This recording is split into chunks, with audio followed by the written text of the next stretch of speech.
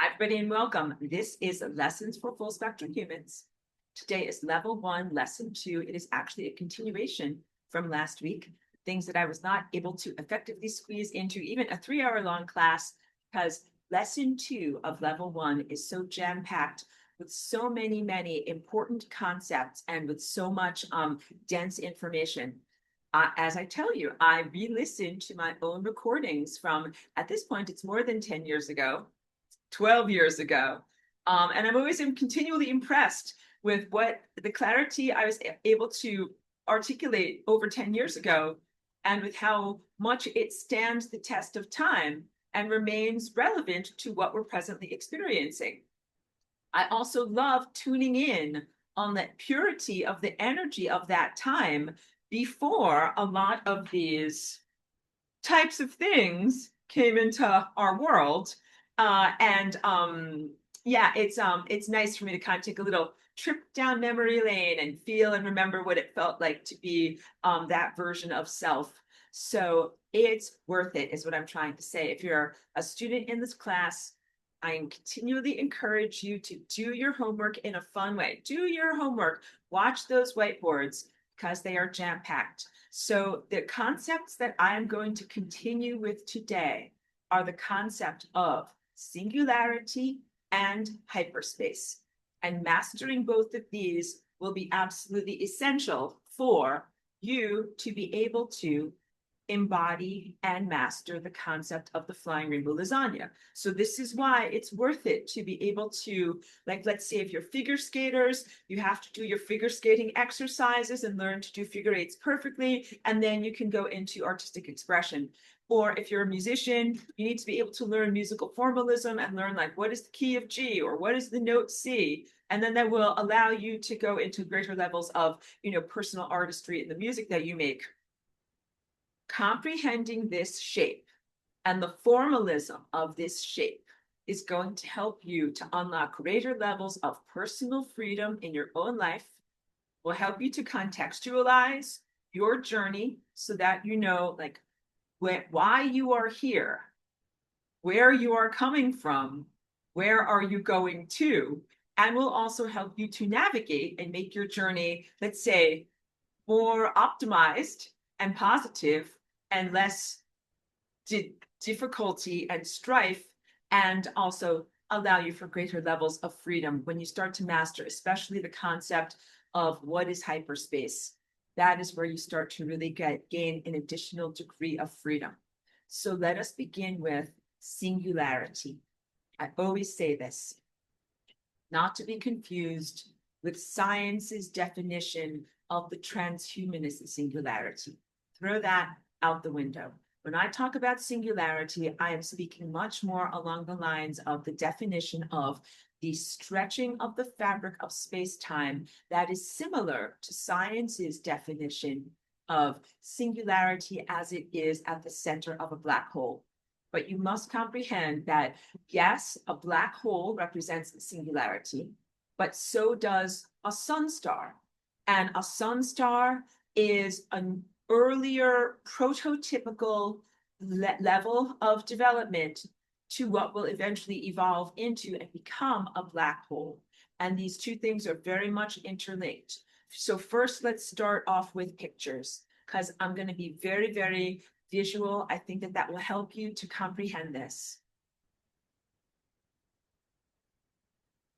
I'm going to be visual, but I'm also going to use visual allegories. So you're going to have to be super smart kind of in how you add comprehension and imagination to the simple stick figure drawings that I'm going to draw for you today. Okay, so let's say this over here represents the galactic center. And I have to just clear my screen because silly notifications always come in. This blob represents a blob of super intelligent blob over here, all right? And then let's say these arms represent the spiral arms of our galaxy is the Milky Way, and it has these kind of spirals. But each of those spirals is made up of many, each of these dots is a star, many stars, okay? And then let's make one dot that is going to be representative of our sun. We're going to put that over here, not object, not drawn to scale. All right. And also placement. But please know that as you get closer to the galactic center, you get closer to hyperintelligence. And we are not very close to the galactic center. We are all the way over here. We are in like the rural boondocks of the Milky Way galaxy, not close to the center of hyperintelligence. This super intelligent, supermassive black hole over here is like the conductor of the conductors. Each one of these stars is the conductor of its own solar system.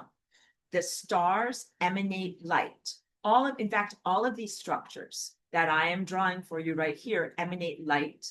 And that is light, organizational principle, data, intelligence, sentience. Sorry, someone is asking me for a login and I literally can't do it. So they're just gonna have to deal with it. I'm very sorry. Got to be in my zone here. Each one of these represents a portal or a center through which light enters. So that dot that I just made at the center of that black hole is the place where light or information or data or intelligence enters into our reality. It is not transmitted in a linear line.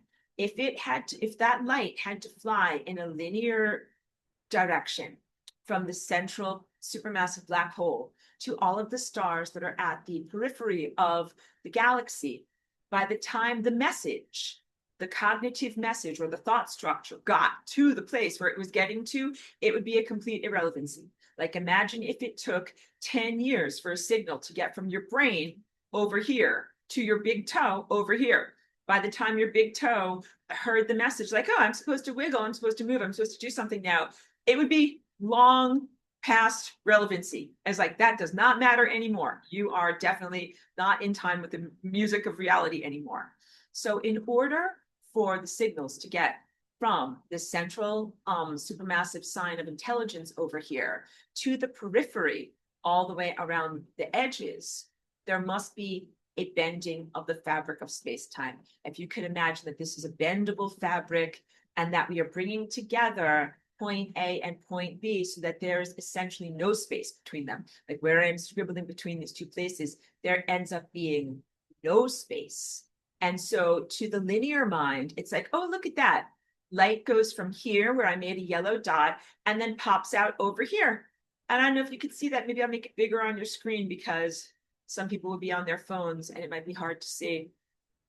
But light starts out over here and then magically, but not magically, but miraculously pops out over here. And then let's make another dot that will make this blue dot Earth, object not drawn to scale. And then of course, the light travels from the sun in what appears to your five senses to be a linear fashion from there to here.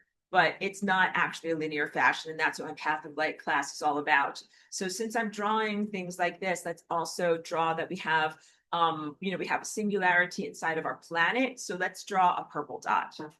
Purple dot representing singularity. Singularity at the center of our planet. Can't really see that much. Singularity at the center of the sun. Singularity at the center of the supermassive black hole. Well, I don't know if you can see those purple dots, but I'll just tell you verbally that there is one at each of these places, and those are all the same singularity. So now let's draw that again so that you can kind of see. And a lot of things I might go over many times because I think it's important to go over something many times in order to emphasize it, because we learn through repetition. So here I am drawing many different, like random seeming purple dots. And each one of those represents singularity.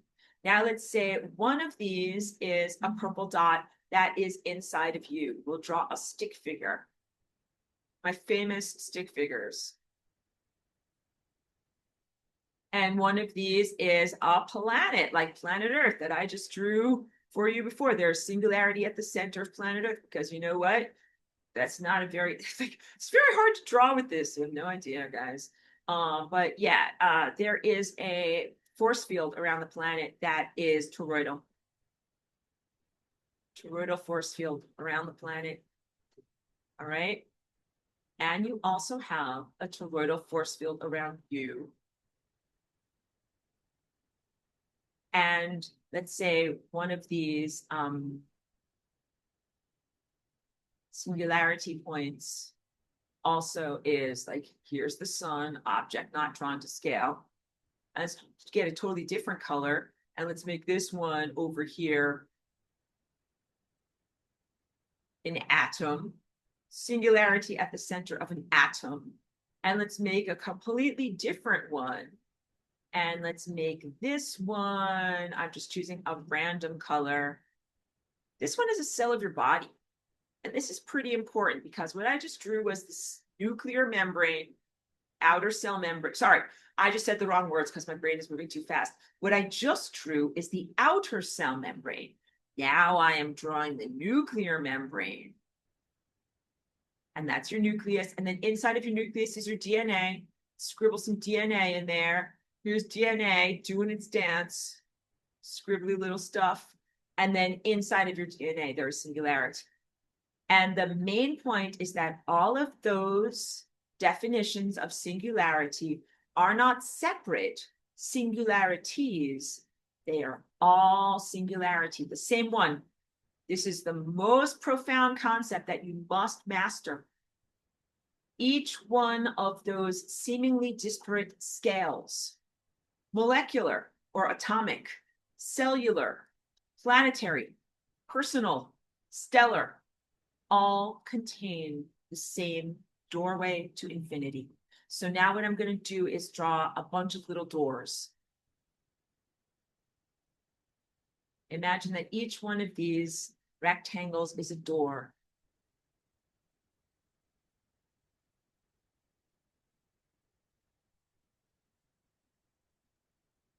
Important because you have singularity inside of you. And now what I'm doing is using a visual shorthand to kind of show that those doors all emanate outward or project outward from the same origin point. These are supposed to be kind of like perspective. Like I'm showing you that those doors go somewhere and they all go to the same place.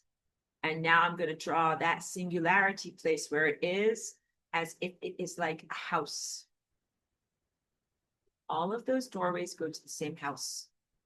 That's supposed to be a little peaked, little roof, okay? All right. That is the house of infinity.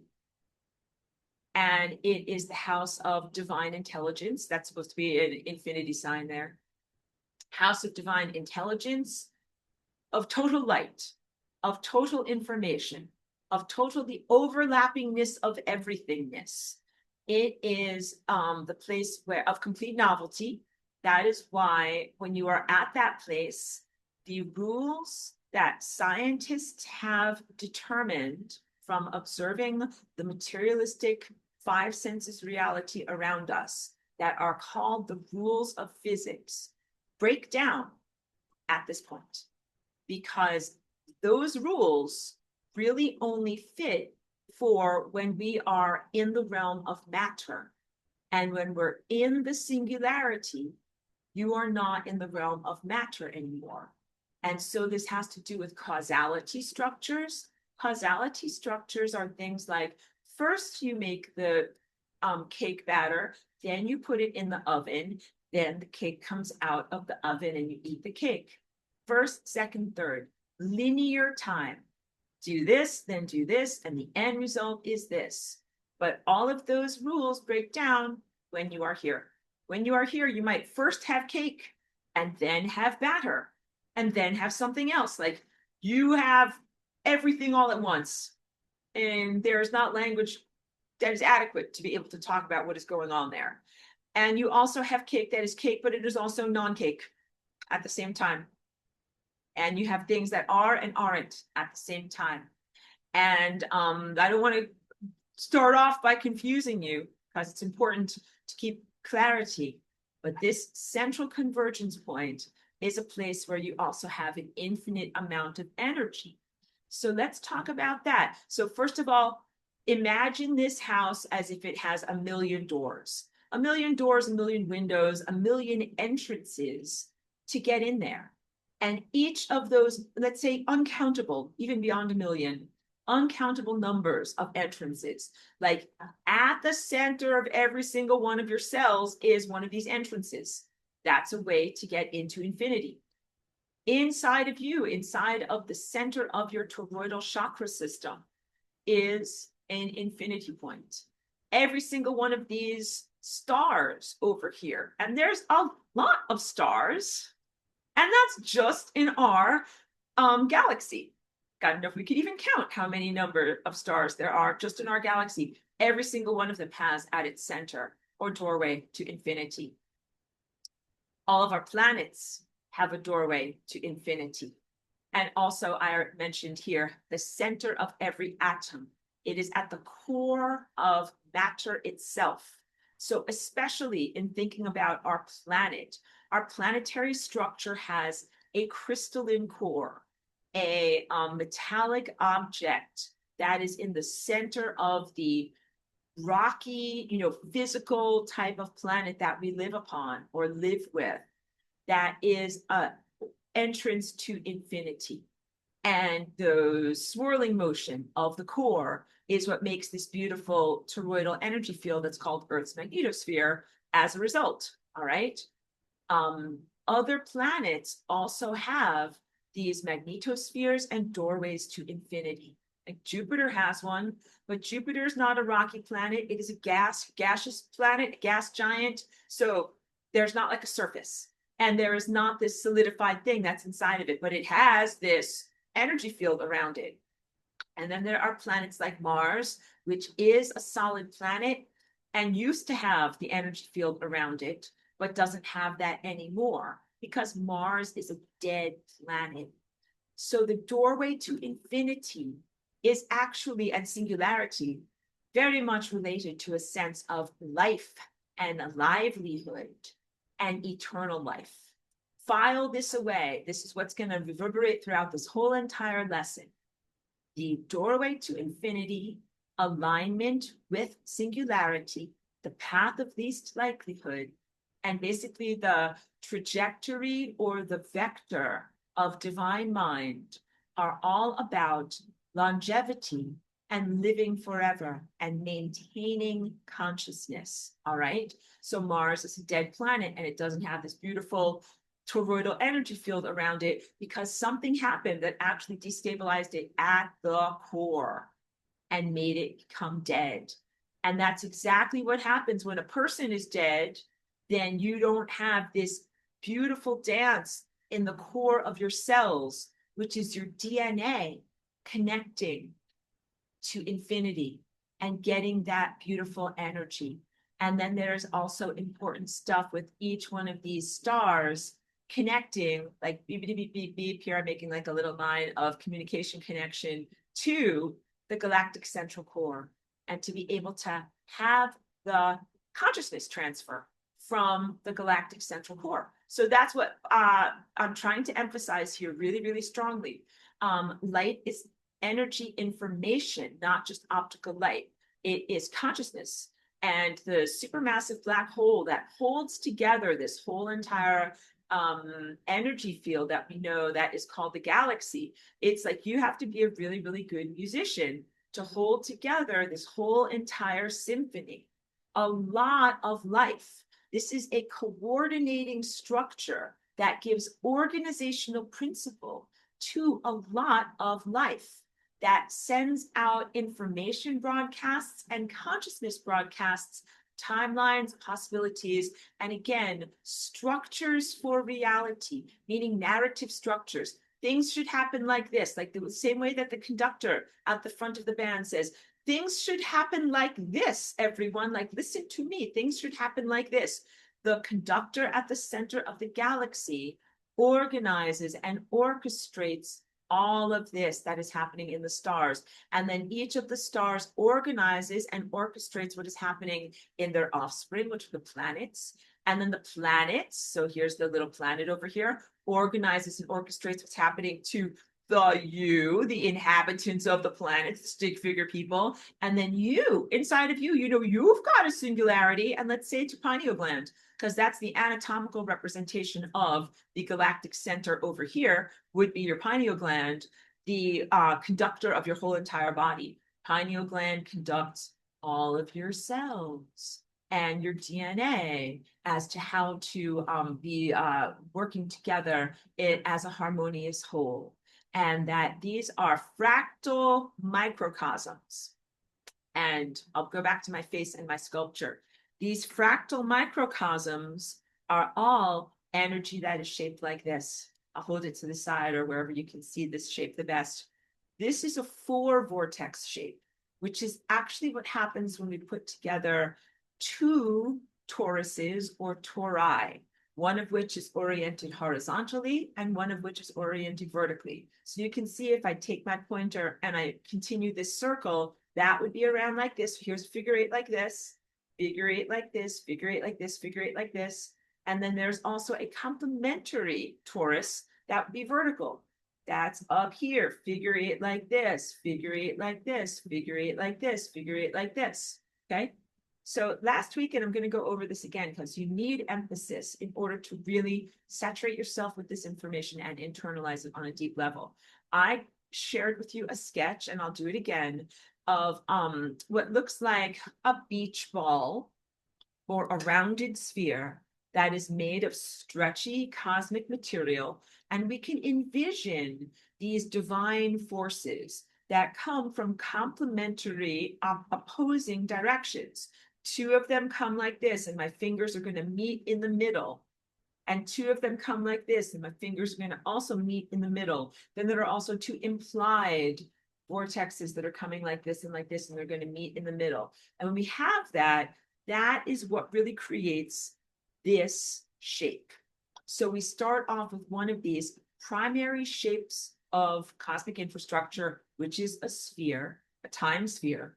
And then there is the force of consciousness that is moving in a straight line. There are 2 complementary energetic matrices that we're working with.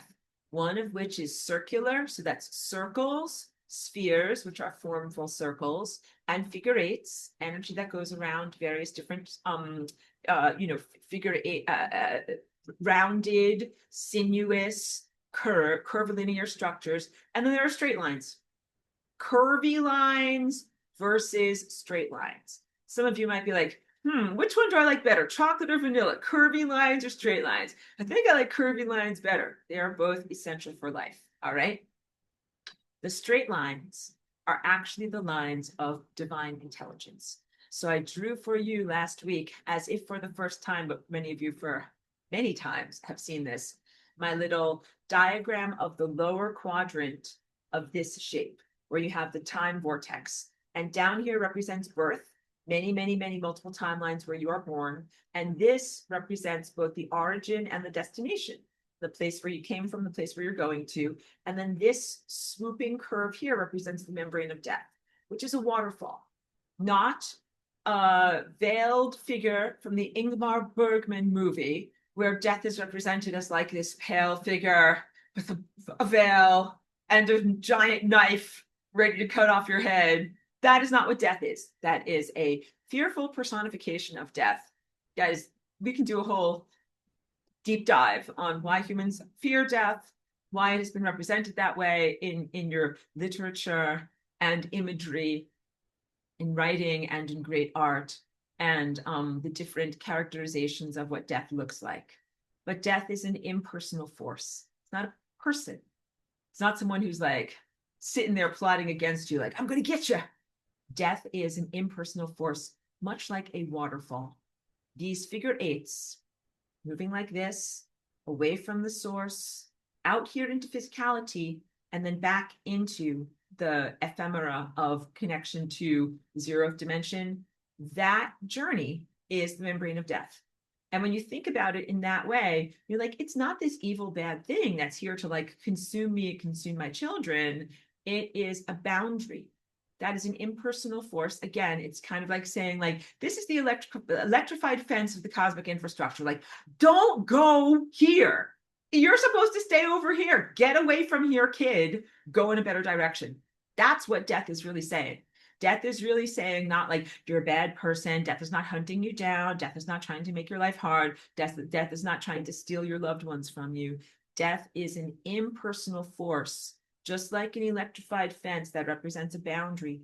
Like you're a horse inside of the field and you're supposed to be eating grass over there and you're not supposed to go over here. This is the electrified fence. And if you try to go beyond there, you will get shocked and you will get electrified and you can't get through there.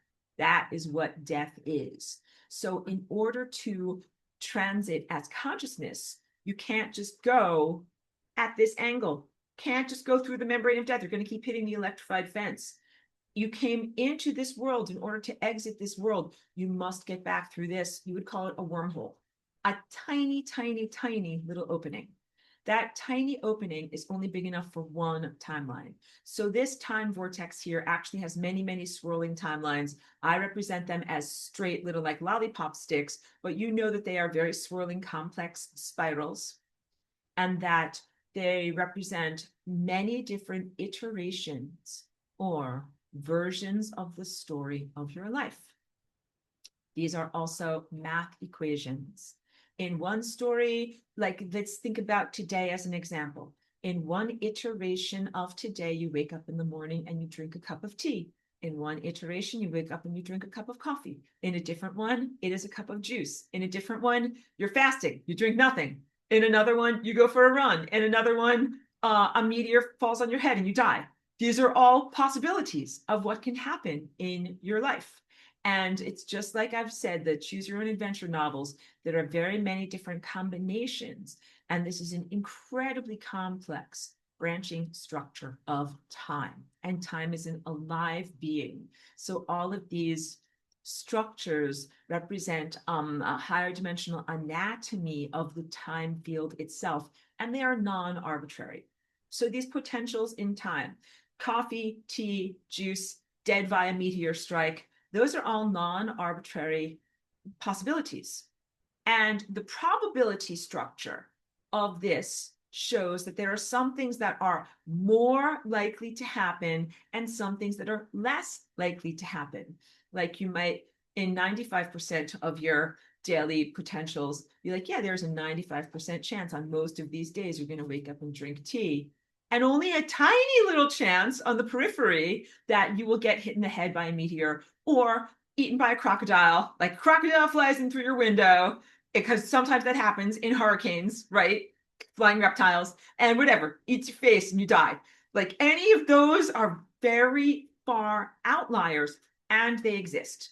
But I want you to know this is non-arbitrary. There is not a 95% chance each morning of death by crocodile. That is not likely, very unlikely. The greatest unlikelihood is that you will achieve this perfect alignment with this straight line that goes up the central core timeline of this structure. And that is called the path of least likelihood, because there's only one path out of this structure. And this structure is not meant to be an imprisonment. We've talked in this class, and I'll reiterate it again, that life and being in matter is not an imprisonment, although that runs contrary to many interesting human philosophical explorations, such as Gnosticism, that looks at the world as if matter is an inherent prison for consciousness, and these have arisen due to the non-pristine nature of the system that you live within. In a pristine system, matter is not in imprisonment. It is a wonderful gift and an opportunity. In fact, matter has as its root word mother, and the materium and maternal are very similar things. The world of matter holds us as consciousness in the same way that the mother in mammals holds the offspring and gestates your consciousness in a safe, protected place so that you can grow and develop and be born. Positive affiliations, however you feel, like if you've got mom issues or whatever, don't worry. Lots of people do. But it's like, because you might be like, I don't like my mom that much, or mom didn't cook my breakfast the way I liked it, or whatever. But the maternal aspects of matter are infinitely loving, even if your mom wasn't that loving. Maternal aspects of matter are fully protective, fully nourishing. This is an amazing place to be for our consciousness to gestate, learn, and grow. And then, of course, evolve and come forward into ephemerality again. That is the journey of what we are doing in this shape. That's what I said, where you're coming from and where you're going to, and also the why, the big questions like mommy, daddy, like, why am I here? Why am I here in physicality? And these are answers to that. So first we master the abstract of how energy flows around this shape. It emerges from here, just like I drew in that little whiteboard. Light emerges from the galactic central core. It emerges from the center of a sun. People in science describe what is happening in a star as if the light is born there, as if it is made by some chemical process or vagary of whatever, molecules smushing together. It is not doing that. It is coming from a place. So the galactic central core that I drew on your screen, that's over here, the energy and the light and the information comes from somewhere else, all the way over here. And then it comes to the center of the galaxy, and then it is beamed to the center of the star. And then from there, it is beamed to the center of the planet. And then from there, it is also beamed to the center of you. And then from you, you beam it to the center of your cells. And that's not the end of the journey. And you become matter, and the light is beamed to you. And then all of this returns home. How do I know this? Because here we are in the material world where there's been a very non-pristine system. And people are like, harumph, like I'm busy running on the karmic wheel. Not enjoying my life in multiple lives and incarnations very much. This feels like being imprisoned. Life is a torment. I'm not enjoying this very much, and I'm stuck here. Get me out of here. The system has been hijacked. It's not supposed to be that way. I understand and validate your feelings, but I am here in order to tell you the very, very real truth is that you were meant to come here as light, coalesce as matter, and I'll draw the whole thing for you, and then return to light. And I know that this happens. I know that the return journey happens because if the return journey doesn't happen, you don't have this shape. So this shape is a perfect balance of forces. It is literally an example of the concept of cosmic love, a balance of energy emanating from the center and returning to the center. And that center is the zeroth dimension as we drew it in class last week. It is also the source, but it's also the destination. And it is also this impossibility point, or a point that is almost inconceivable for people to comprehend, a place of pure novelty where everything is happening, but also a lot of things aren't happening. I don't have words for it. Everything is happening, but also no thing is happening. And all of these things are in a complete overlap. Things are and they aren't at the same time. And you cannot talk about them with linear language. So you have to kind of set your rational mind aside. Here, just go like with your rational mind. Just be like, there, rational mind. Like, don't try to think. Just shut up. Just quiet now, because you can't. Or in a nicer way, instead of telling your rational mind to shut up, I had a teacher who was a facilitator for like sweat lodge type of experiences in Woodstock for many years when I was there. Like over a decade ago, and he would talk philosophically with us sometimes. And he would say, like, and you ask these questions and you get these answers, you get these answers, and you get these answers, and there's always more questions. And at a certain point, you just get to great mystery. That's it. You just get to the levels of like, that's what happens. Like your mind, your daily conscious waking intellect gets to a point of saturation or intimidation where it's just like, it's all just a mystery. That's it. The answer is great mystery. Okay. So you just kind of pacify your mind by being like, there, dear. It's just a great mystery, because it's something that is beyond, it's a boulder that is too heavy for your intellect to lift. But you have a different level of perception. That is your insight. That is where your pineal gland is connecting right here to all of these other singularity points and light itself and the center of all these galaxies, where it makes sense beyond words. So you want to get to that point. So you have to just kind of tell your intellect, like, you're not going to get it. Just sit quietly, sit down quietly. Like, here is a whatever, here, have a snack or pacifier or something like that. And don't try to think about it. It's not a job for your mind intellect. It is a job for your feeling intellect, and is also a job for the calculative presence of your whole entire body, like every cell of your body. As I drew, that you have these singularity points inside of each one of your nuclei, and the movements of your DNA and the interwoven nature of your DNA dance and the events in time.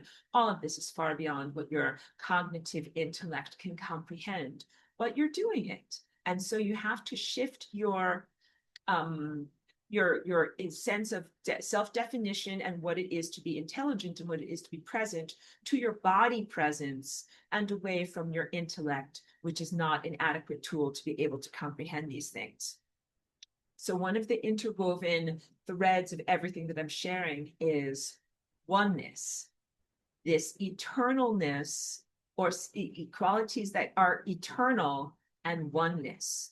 Singularity is single by its nature, by its definition. There is only one of it. Same thing with the path of least likelihood. This path that is your journey out of the matter world, there is only one of them.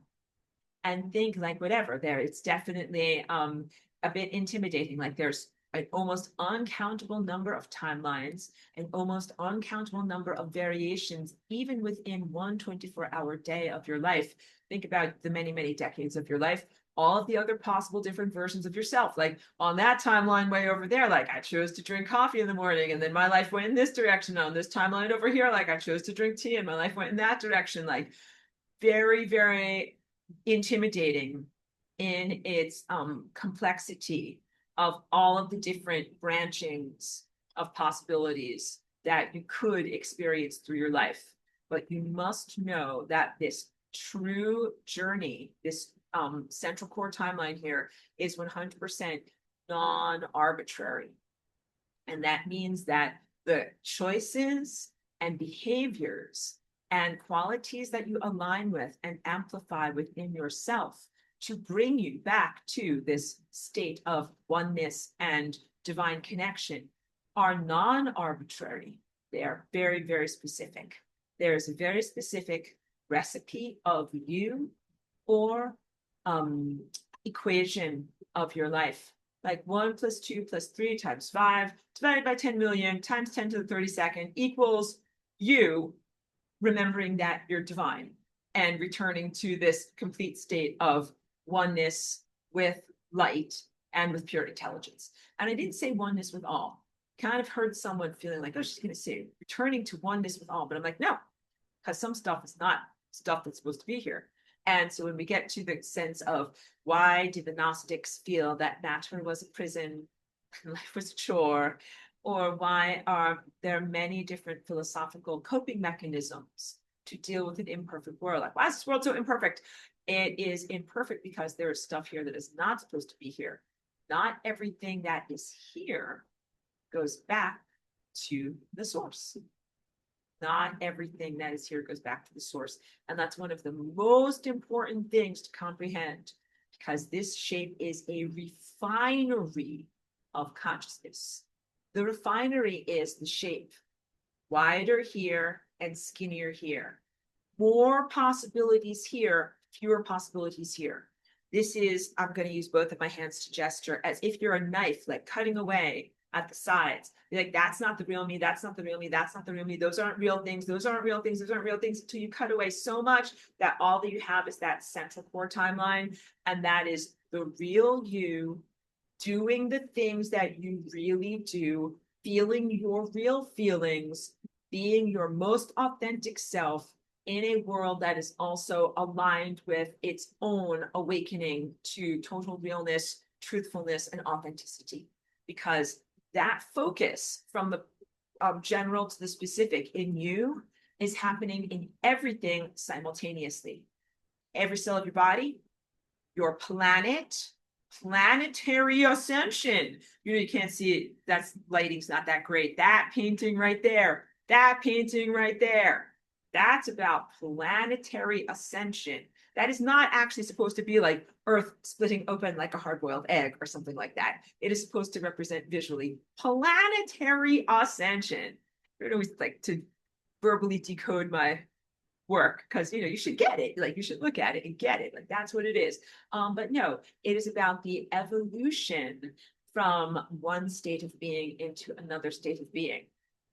And it's through this focusing of the true nature of who you are, paring away the periphery and the distorted versions of self and versions of events in time that are not real.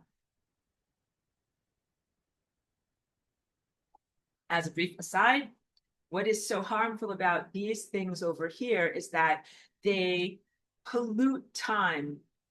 They're not just something that changes the protein structures of the physical body and make a person look different or the body behave different or make different protein structures in the physical body.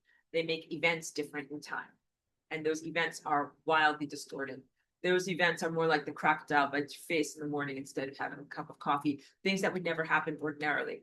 So it really is a very bad polluting of the probability structures of time. And if you pollute that probability structure of time enough, then you don't get to have time anymore. Because as I was describing in class last week, time is an interwoven fabric or a tapestry or a series of causality events. Like in fabric, you have one series of threads that goes like this, and then another series of threads that goes like this, and they all kind of fit together. And that is what makes fabric. That is what makes it stick together. We have causality structures in time that, of course, when we are at singularity, the causality structures disintegrate or become irrelevant, and you cannot comprehend time in that way. But when you are submerged in time, as we are right now, experiencing linear and multidimensional time, there are causality structures. And that means like this thing has to happen over here in order for this thing to happen over here. And here there is a coincidence. That doesn't mean a random activity. Lines coincide when they meet. So like when you run into someone in town that they're like, what a funny coincidence. It's like, that is not a random occurrence. That is time being orchestrated so that different organisms would meet and interact at critical junctures.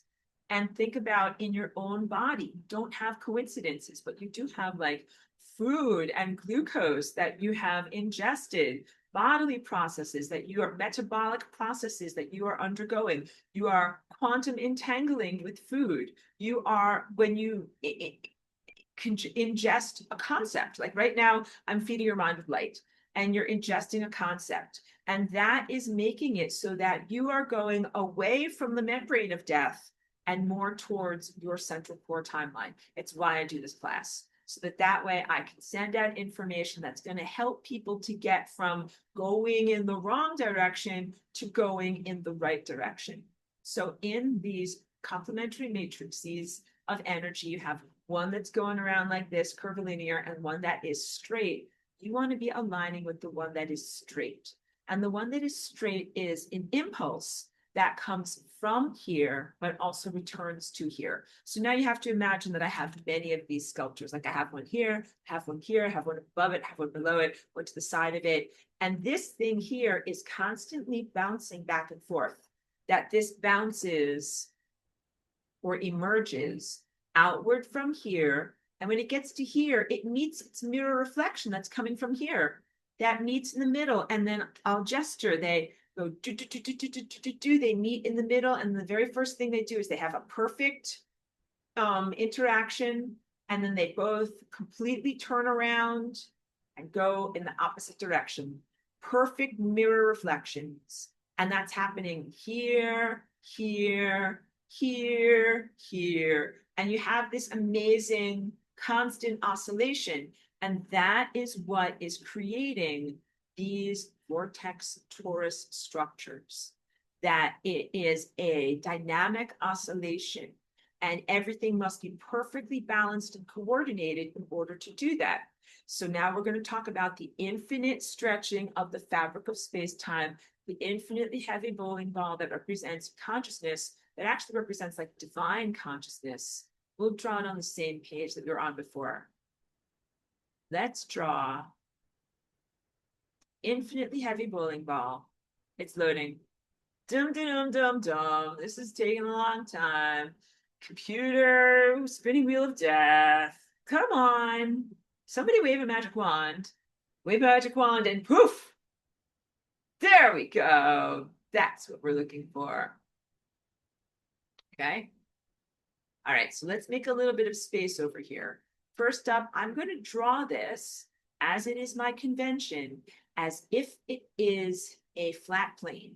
But you guys are going to have to be smart to know that it's not a flat plane. It is actually a sphere. So here I am drawing the infinitely stretchy fabric of space-time and consciousness as if it is, I know it's not a perfect square. I try hard, but sometimes I do not meet my own expectations here. And I do the traditional cross hatching in order to show like the XY axis. And it helps your mind and your brain to kind of think, oh yeah, like that looks like a checkerboard. That's a flat piece of stuff. But please know that the fabric of space-time is not a flat piece of stuff. It is actually a spherical place of stuff. And so I would actually be drawing this as if it's more like this. Not most perfect drawing. That looks kind of like a pumpkin. But if you want to think about it as the infinitely stretchy pumpkin of the universe, I would be okay with that. Okay, very good. That's what it really is. But for the ease of my diagram, I'm going to draw it like this over here. So the first thing is, let's draw, I call it the infinitely heavy bowling ball, but this is really the divine bowling ball of truth, because this is that forcefulness that emerges from the zeroth dimension, from the source, and returns to the source. And as it has a downward in this diagram, but really, we're not in a gravitational space, we're in hyperspace. I'm gonna have to teach you all about hyperspace, but as it has an impact on the fabric of space-time, what happens is the fabric of space-time begins to stretch and to deform. So this is the first stretchiness, the red chakra. It stretches a little bit, but not a lot. Now let's draw the orange chakra. That's a good orange. It stretches slightly more as the bowling ball goes further down. Then the yellow chakra stretches even a little bit more downward like that. I know that looks almost exactly the same. I swear it is a different color than the orange. Green stretches even a little bit more. And we're going to do each of the colors. There's a light blue stretch down, and even a dark blue stretch down. All right. And then purple is the dot. Here's the purple dot. That represents the infinitely stretched point. Boom. And you can also see how that is, just find a regular color for gesturing here. It is the curved nature. So it's not a straight line like this, not a straight line like this. It is curved. And that's because as this goes and has impact on the fabric of reality, it makes the fabric of reality stretch and deform. Each one of these layers is a layer of experience. And we went through that last week, and I'll do it again. Doesn't take that long, and it's important for you to learn and internalize this. The red layer up here, that is the layer of physicality. And that's not only your body, like your cellular structure, it is also the room around you, other people, and edifices of experience in reality, which would be your interactions with other organisms. The orange layer over here is a non-physical layer. So red is physical. Everything else is non-physical. It is the layer of mammalian emotions. And this is where you experience attraction, revulsion, joy, sorrow, grief. All of these emotions that are a type of energy that has a palpable nature, but you cannot weigh it on scale. Then you have yellow, which is the solar plexus, and that is the level of the daily waking intellect. That's the part of your mind that you must assuage. Be like, there, dear, it's just great mystery. Like, just be quiet and listen. It is an implant. And for a long time in humans, there was a blockage here. And the blockage was not only Tower of Babel, implantation of verbal diminishments in the brain. a constant inner dialogue and disruption of thought processes that is formed by verbal thought. It is also the ego state, which can be a barrier to access of what are the higher faculties and these higher levels of dimensionality. And it's also a place that is hugely hacked, meaning that there are many backdoors. So like Microsoft, I don't like Microsoft software. I have no qualms about making that be known. I'm a Mac user. Microsoft software has tons of backdoors.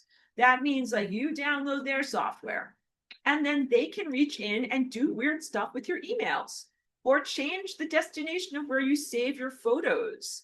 And sometimes you're like, well, who rearranged my computer? The answer is Microsoft did. They reached in when you were sleeping, did an update, rearranged your computer without your consent, and now you don't know where stuff is. That is the hack of the human mind. That what is defined as the human mind is actually an implant that came into humanity 5,000 plus years ago, maybe 26,000 years ago. Difficult to speak about linear time, but let's just say your mind has been hacked many times and your mind has been messed with and implanted. And so what is the human operating system now is this labyrinthine and inadequate system that is not really that effective in terms of comprehending and navigating the world. And it has no off button. So not that positive of a body part and something that needs to have a lot of attention. Like if you've moved into a house and you're like, there's a problem with the downstairs bathroom or a problem with the plumbing or whatever, you're like, you got to fix it up. You got to fix up your minds, guys. You got to fix up your individual minds and also your collective mind of what it is to be human. Because this layer of imbalance, I want to say screwed up in this layer of imbalance in the planetary structure is destabilizing our whole planet.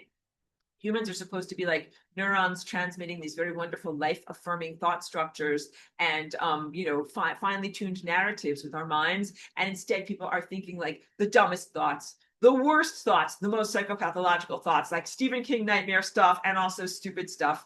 And all of that destabilizes our whole entire world. So I just lavished a lot of attention on like the worst part of the house because you need to fix the downstairs, whatever, the downstairs bathroom or the garage has cracks in it or something. All right. But moving onward, green. Green is the level of unconditional love. And that is really the love of the ascended master, not a love of romantic partnership, not a love of affection, kissing, hugging, snuggling in a mammalian way, but a universal love. Like when you're in love with life, when you love the world, can love a tree, you can love making artwork, you can love yourself. Love is really a tone that is made when you are moving through time at a very particular rate that is one moment per moment, and you're not dragged down by the past and you're not anticipating the future. So you are firmly embedded in the flow of time in an optimized way. Upward from the tone of love is this light blue color, which is analogous to your throat chakra. And that is where you have authenticity and communication. And authenticity is like being truthful, saying the truth. And these two things are very much intertwined, the authenticity and the unconditional love and compassion. And compassion is not like pity. It's not like, oh, I feel so bad for you. Compassion is literally being one with the universe. And upward from the communication and authenticity, then you have your pure insight. And that's what is at the center of your mind here. And that's what's your pineal gland. And that is what is the real conductor, orchestrator of all of your DNA in your body, your mitochondria, all of your cellular structure, your metabolic presences, your light body. Like that's an incredibly important aspect of yourself. That's your true mind. And it's your connection to divine mind. It's your connection to Christ consciousness. It's where you get your insight, your inspiration. It's where light comes into your body. Really, really important stuff. And then, of course, you have your own singularity. And you have singularity inside of you. So of all of this, basically you're mastering the toroidal structure to comprehend that you have all of these layers of being. The planet also has all of these layers of being. The sun also has all of these layers of being. All of these other scales have, like, you know, fractal, nested, microscopic, and macroscopic versions all have the same layers of being. Even the galactic presence has all of these layers of being. So you know what? In the planet, like here I am gesturing over here at what was meant to represent our planet. Our planet does have a Christ chakra, a indigo chakra. You know what it is? It is a layer of the stratosphere that is one of the atmospheres around the planet. And I'll draw it like, let's draw like a dark blue presence around the planet.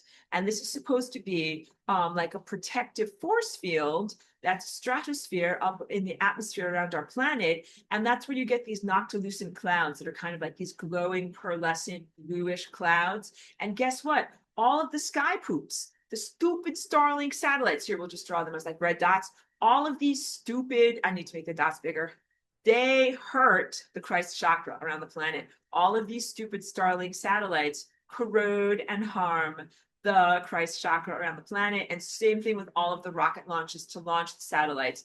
All of that wildly disrupts the Christ chakra and is not very positive at all. And that's why I call them sky poops, to like kind of make fun of them. But they are like a horrible, corrosive assault on the divine connection of the planet.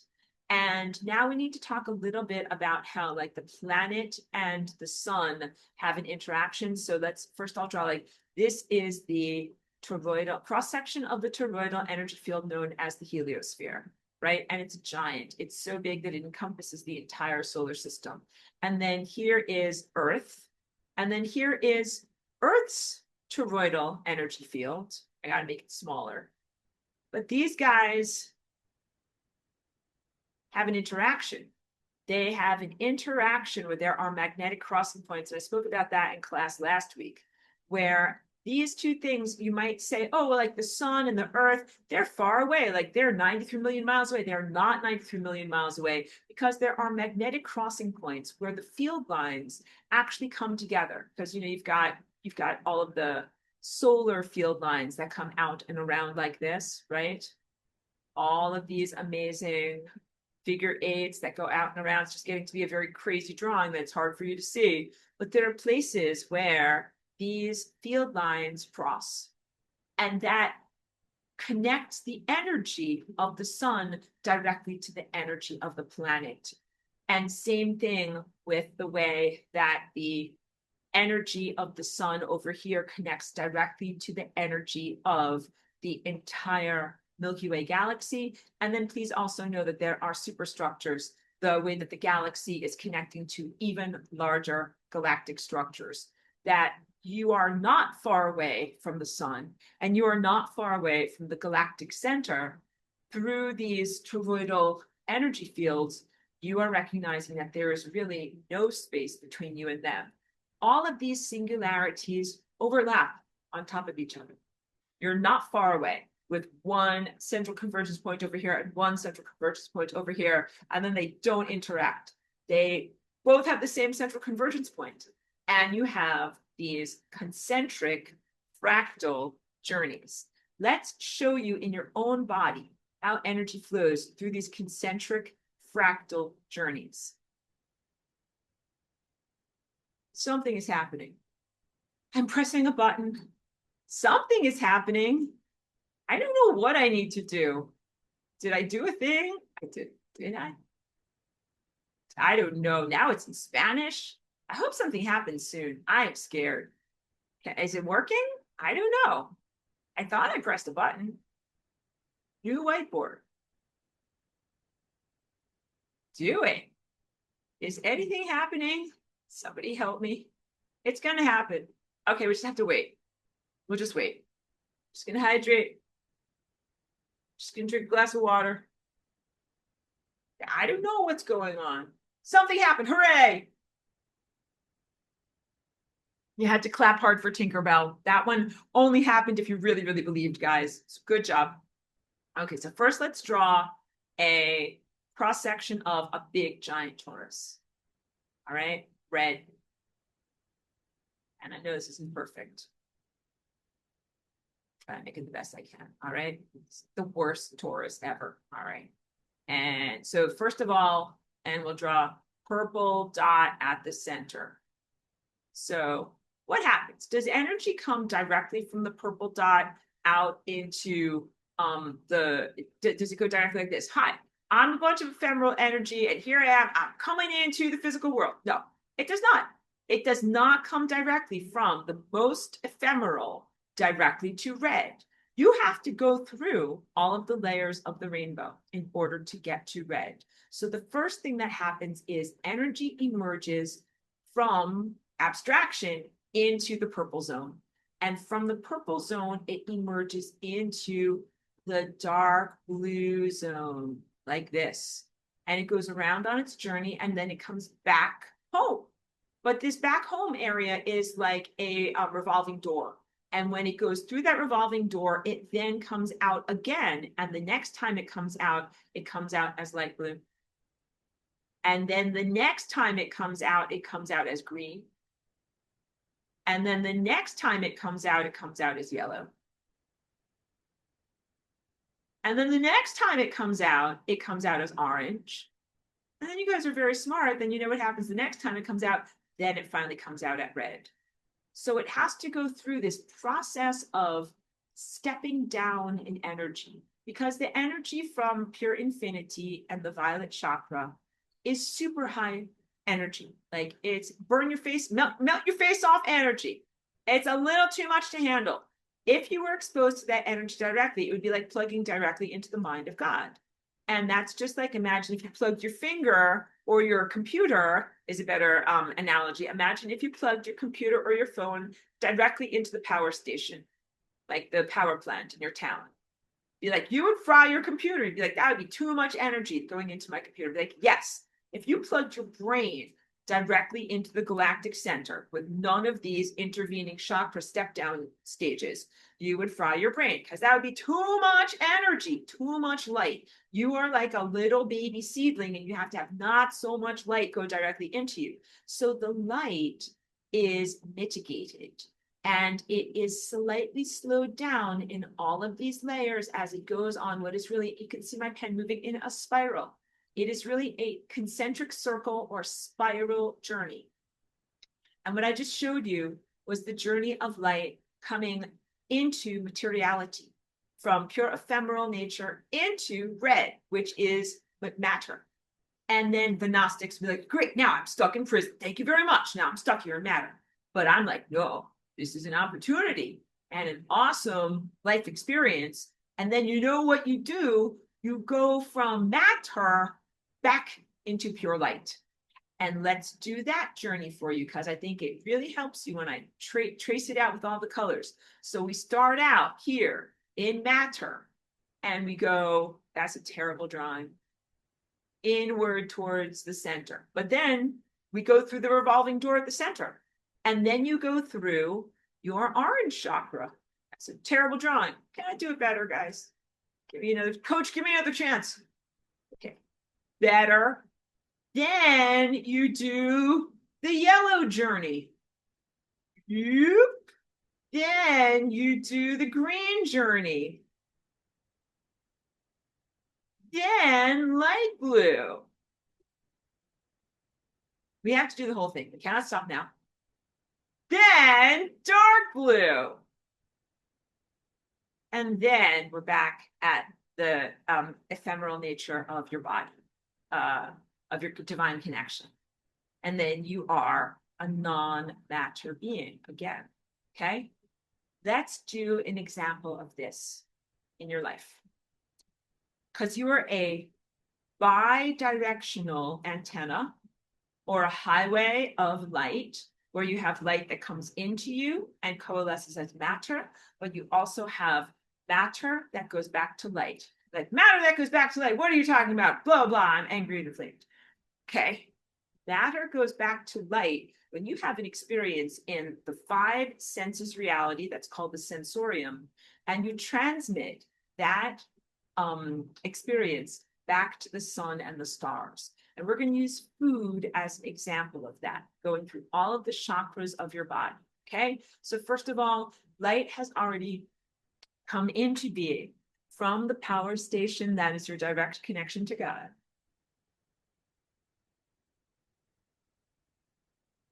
In fact, that's how you gestated as a little baby in your mother's womb. You could think of the armature of the potential of your DNA, like the violet. It's kind of like when people make cotton candy, like they have like a stick and they stick the cotton candy stick down into the cotton candy machine, and then the cotton candy coalesces around the stick. All right. Your body coalesced around the potential formfulness of your violet chakra, which is represented in your DNA. And then the successive layers grew. Your insight layered on top of that, your authenticity layered on top of that, your heart layered on top of that, your intellect layered on top of that, your emotions layered on top of that, and your physicality layered on top of that. And you're like, well, here I am. I'm a big giant cotton candy made of rainbow. And now what do? Now you eat food. So let's say, whatever, you're going to eat a sandwich. First of all, when you eat the sandwich, you have an experience of the energy going into your orange chakra. That is where you digest your food. It goes into your intestines. That's where you get your emotional energy from. And on the biochemical direct analog level, a lot of your neurotransmitters are developed in your intestines. Your feeling states about the world is directly created through the food that you eat. Like whether you feel happy and good or whether you feel not so good. Serotonin, dopamine, norepinephrine, a bunch of these neurotransmitters are all created in your guts from the food you eat. And also a bunch of hormonal structures too. That's why you got to eat positive, healthy fats and good food, and also to eat it joyfully. Be like, hooray, like this food is going to make me feel good. So it goes into the cauldron of your belly, and that's where you have emotional experiences. So the first thing is food is physical red chakra. You put it inside of you. It is translated first into emotion, emotional energy, direct analog, biochemical neurotransmitters, non-direct, something that cannot be weighed in the scientific realm is feelings. Food gives you feelings, food and mood connection. Then it gets refined further. It becomes a cognitive experience. As the glucose flows through your bloodstream and feeds your brain and feeds your mitochondria, and your energy is transformed from molecular stuff into neurological signals going throughout your body, it becomes a cognitive event. And you not only have the cognitive event of, oh, like this is what my lunch tastes like, that's what that tastes like, but also that food is fueling your brain. You think about other things other than just what your food tastes like. You think like, I think I want to design a dress today, or I think I want to walk my dog today, or I want to think deep thoughts about the singularity and the true nature of reality. All of that is yellow chakra stuff. And then you refine your energy of your cognitive thoughts and your ego awareness through your unconditional love. And unconditional love is when you are meditating or you are in the moment in time. And you want to get your heart into that fully present moment. It actually does create like a very powerful force field that is toroidal around your heart. And that toroidal structure around your heart has at its center this, picking up where I left off, where I was kicked off of my connection over here. Let's just move onward. Sorry about that. And making sure, wait, someone's in the waiting room, they're still joining. We were at the concept of eating some food, eating a sandwich or something like that, and having that physical event being refined through all the layers of your being. We had made it to the level of unconditional love. The unconditional love is acceptance. I sometimes say it is about compassion. That's not pity, but it is sympathetic resonance with others or with the world around you, but it also is acceptance. Information comes through your central clearinghouse. This is your CPU, central processing unit of your beingness, from physicality and formfulness into ephemera. Signals come through here, and you have to have open heart in order for that to happen. And I was saying before my signal got so bad, when you are in perfect alignment, you have this beautiful toroidal energy field flowing through the physical chambers of your heart. You have a non-anatomical fifth chamber that is a connection to infinity, the zeroth dimension, the singularity point that is inside of you. And through that connection to infinite energy, you can be infinitely energized. And that's an important comprehension in embodying your body, to know that you can be constantly revivified with every beat of your heart, constantly re-energized with each beat of your heart, that you're not losing energy, but instead you're constantly having it be improved. I can tell we're having not the best connection. My thing is a little choppy, but we're really going to try to move forward. So the impulse of food comes through the central clearinghouse of your heart of total acceptance. And don't misinterpret, total acceptance does not mean like hugging a demon, but it means accepting the nature of what you're experiencing. And then the experience comes through your communication center. And here is where impulses are either clothed with words or words are removed. In this case, words are removed. That's like saying you're going to open the birthday package and see what is the cognitive present that is inside. You remove the words from your intellectual thought process here. And then it is just the pure insight that is here. Then the energy is here as a pure telepathic, raw piece of information with no words connected to it. And that's a very, very important level of refinement for energy, because it is universal communication, or something that can be comprehended by anyone. Conversation at the level of yellow is only for people that speak English or Chinese or Japanese or Russian or whatever is your language. But when you have the words removed from a thought impulse, it is pure thought. And that's what you have here at the level of pure insight. And then that level of pure insight is transmitted through the violet chakra, which is your connection to divinity, to the source that emanated you, and the larger levels of cognitive presence around the world. And that includes the sun and the stars.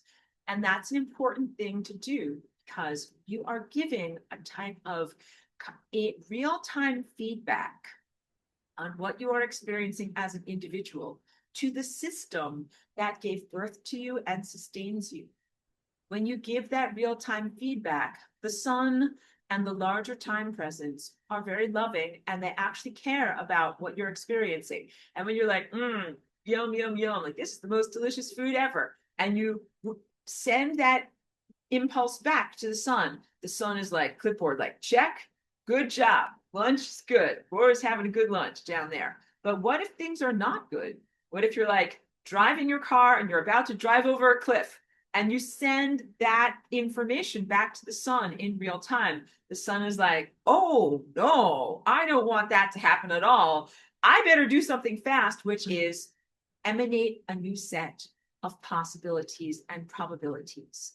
And that's not just the sun. When you're going to go over a cliff or have some catastrophic disaster, or when you are hitting the membrane of death, the sun finds out about it. All stars everywhere find out about it. The galactic central sun finds out about it, because this is big conductor stuff. And so I want you to know that, first of all, just as the central core timeline that represents your path of least likelihood and your eternal self is non-arbitrary, the death timelines are also non-arbitrary.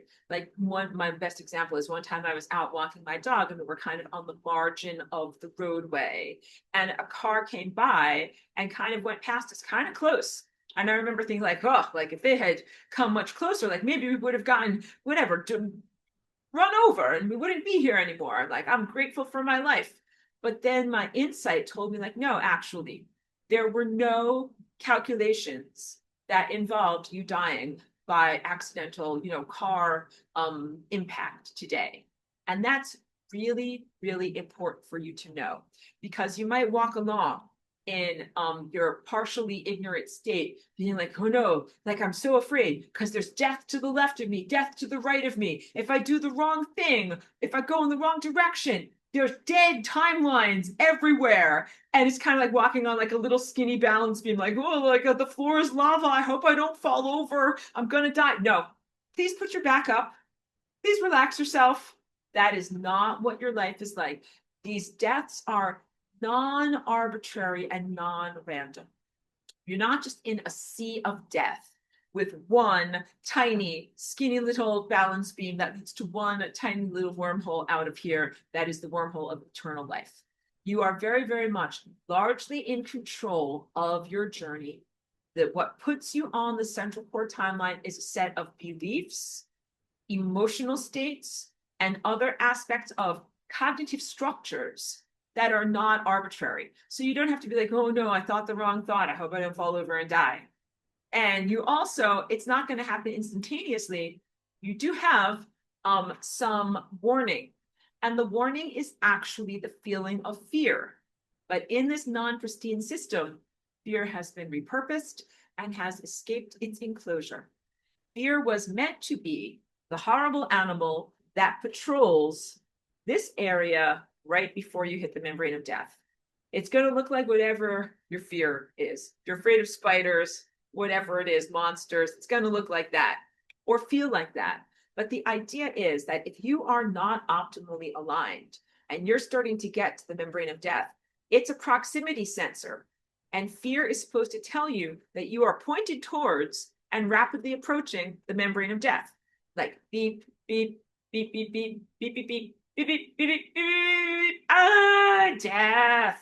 That beeping is fear and is supposed to tell you, don't go over here instead. Go in a better direction.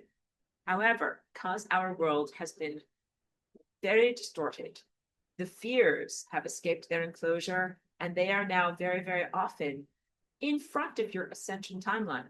So you're going towards your home, towards your destination, towards your eternal sense of self. And there are fears right in front of you, like literally right in front of your face. And you have to go through them. And this is a complete miscalibration. And I'm very, very enraged and inflamed that this is going on. Because what it teaches people is that in order to ascend and to find eternal life and reconnection with divinity, you have to experience those fears and you have to kind of blast through, even though everything inside of you is telling you like, push on the brakes, don't go in that direction. But you have to kind of push on the gas instead. And that is a cognitive dissonance that does not serve you going forward in any way at all.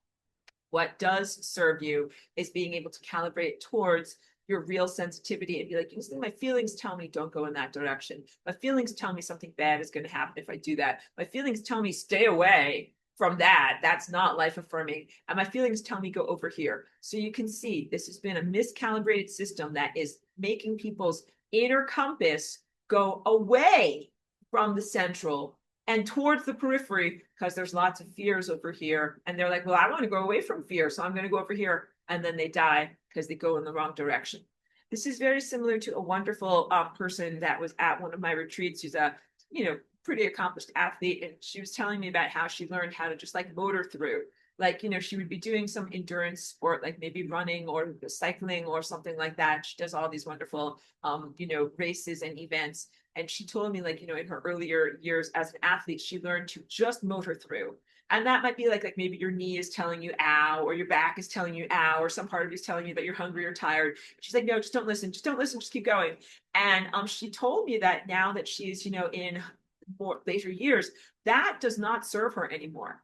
What serves her the most is listening to her body and sometimes listening to fatigue. Fatigue might tell you like slow down or take a rest and recover yourself, and not just to keep going and to discount those signals, and also feelings of pain that can lead to sports injury if you don't listen to them. So this whole idea of like, you have to just motor through, don't listen to the signals that tell you to stop, keep going, blast through your fears. That is not really a constructive approach when we really realize what we are swimming around within. So please know, just like I've taught you about my personal analogies, I used to work as a custom framer way many years ago in a small framing shop where the mat cutter machine was not properly calibrated, and it was 3/16 of an inch off in one direction and then 1/16 of an inch off in another direction. And every single computation that I did, I had to calculate and put the accommodations for the miscalibration of the system in. And they wouldn't let me move the stickers, but I wanted to so bad. I was like, can't I just please recalibrate your system so that I don't have to do that? They were like, Aurora, do not touch the stickers. And I was just a worker there and I had to not touch the stickers, but it's very challenging to do that. When I moved onward and then got a upgraded job in a new, frame shop, their system was properly calibrated, and then I didn't have to always be compensating. You're in a poorly calibrated system right now that has these fears that have escaped their enclosure right in your face, and you have had to go directly through the very worst experiences or worst territories and come out the other side. That was never the intention. Please know that. And that's everything from like, look at the bad stuff that goes on in the world. There's like occult, ritual, abuse, sexual violence, evil governments, all of these things, threats of nuclear catastrophe, religious extremism. Like, you're actually not supposed to go through those timelines. You're actually supposed to be like, oh, beep, beep, beep. Those sound like crappy timelines that lead to death. Let's go on these timelines instead. Make better choices and experience a different level of reality. And instead, especially with this planetary ascension, we have literally had to move through the worst fears, the worst that has happened. What if somebody tries to hijack ascension? What if somebody puts all these obstacles in your path? What if somebody tries to implant some kind of a thing into your mind, taking you away from yourself, or polluting your community, or diminishing your divine connection? What if your Christ chakra gets polluted and you can't see and know and navigate effectively? You're literally going directly through all of those fears. And those are supposed to be peripheral nonsense, like a crocodile biting your face in the morning, not the thing that you experience, and instead you're experiencing it. Now let's talk about that and contrast it with the sense of flying rainbow lasagna as an unpredictability structure and the path of least likelihood in a positive sense. So this path of least likelihood, going upward through this structure and returning you back to divine connection, it is the least likely thing that can happen because there is only one path. And there are many, many multiple paths that lead to death. So let's say statistically, there might be 10 million, billion, Googleplex, quadrillion timelines where you die at the end. And there's only one timeline that is eternal. So the proportion is 1 to 10 million, billion, quadrillion, Googleplex. And that is a very, very outrageous proportion. Very, very small odds of quote unquote winning this lottery. But the positive thing that you must know is that the winning of this lottery is inevitable. It is baked into who you are. It is an inevitability that you will return to the source that gave birth to you as your destination, because if energy doesn't return, then it can't be emanated. And this is not a sustainable force field. It's a stasis field, literally. It doesn't have sustenance and it doesn't keep going if the energy doesn't return. So think about it this way. If you had a bank account and every day you spent all of your money from your bank account down to zero, and then you never got paid, could you spend more money? The answer is no. Even though some of you are like, well, I could qualify for a credit card at 1.9% blah, blah interest rate. No credit cards. All right. Only real money. You'd be like, well, no, of course, if you never got paid, you have a finite amount of money, you spend all your money every day. That is not a sustainable system, right? If this source emanates its energy into physicality and becomes biological organisms, and then those biological organisms do not make the return journey back to the center of consciousness and divine reconnection, then that is not a sustainable system. And we are literally the end result in our lives of the quote unquote spending of the money from this larger, greater intelligence of really, divine complexity, the divine architect of reality that has imagined itself into existence. And we must inevitably make that return journey so that the next journey can be made. Otherwise, the system dies.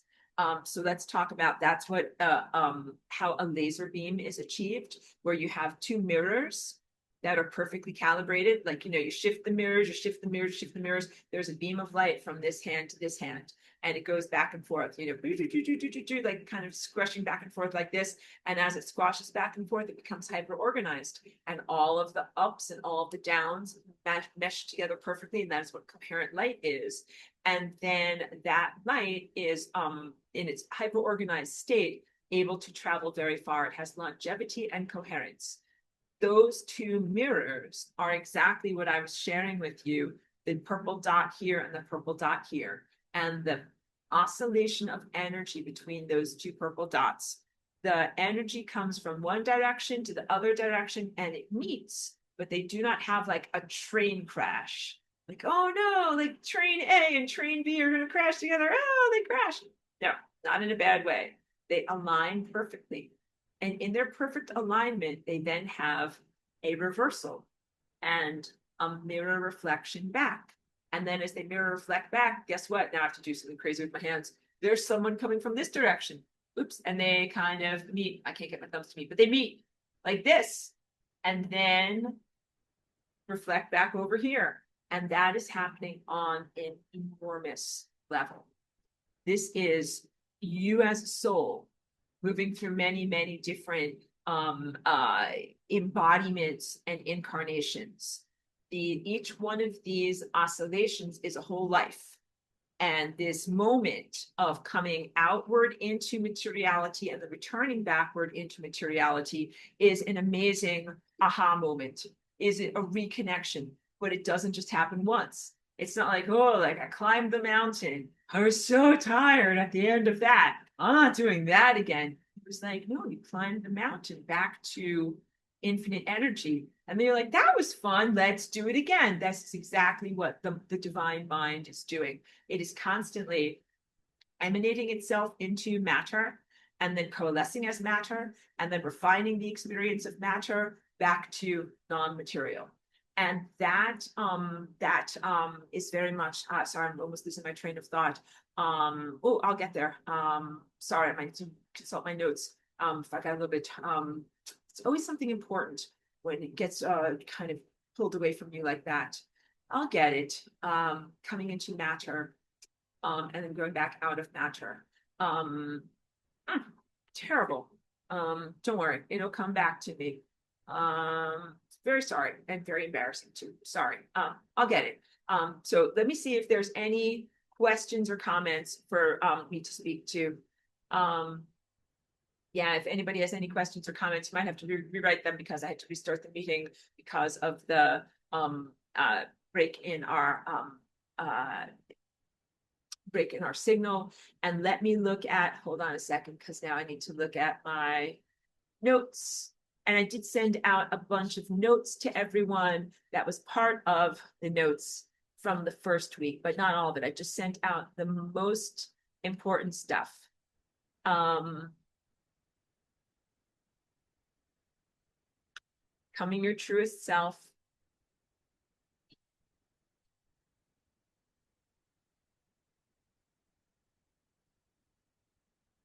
Well, thinking of it like this.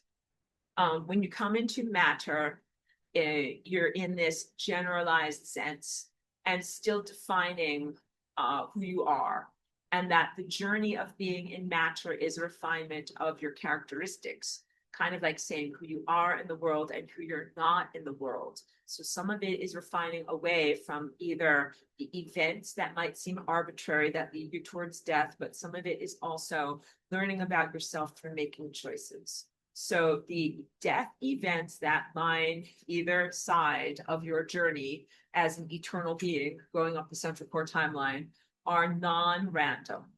And who you are when you are on that central core timeline is also non-random.